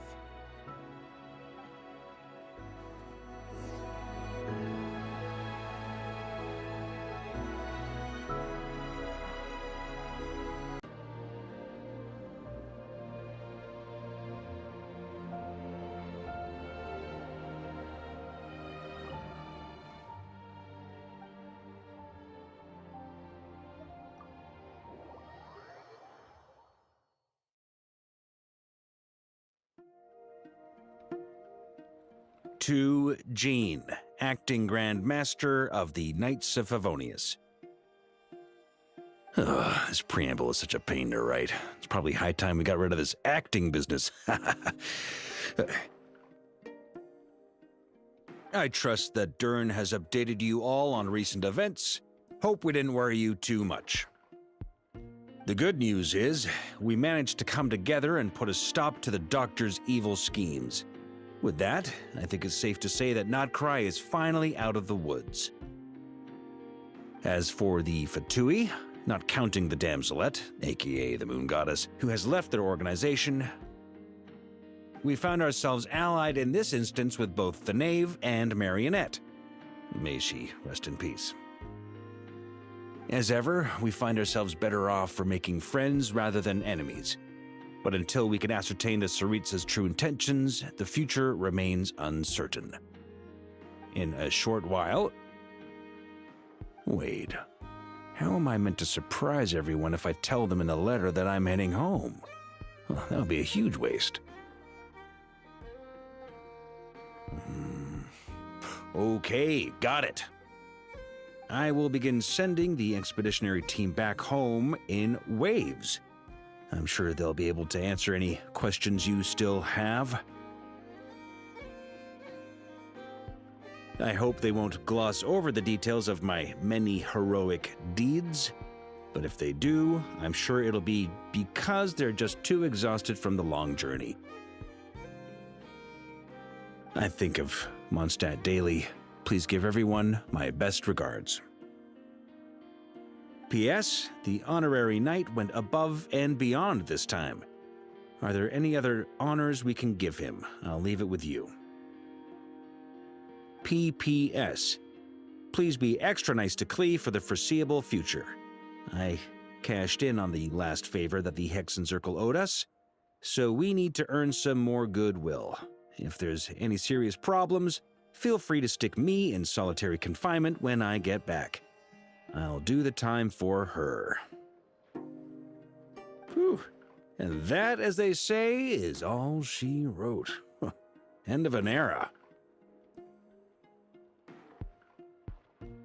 And with the moon shining down brighter than ever, I think everyone is going to sleep well tonight.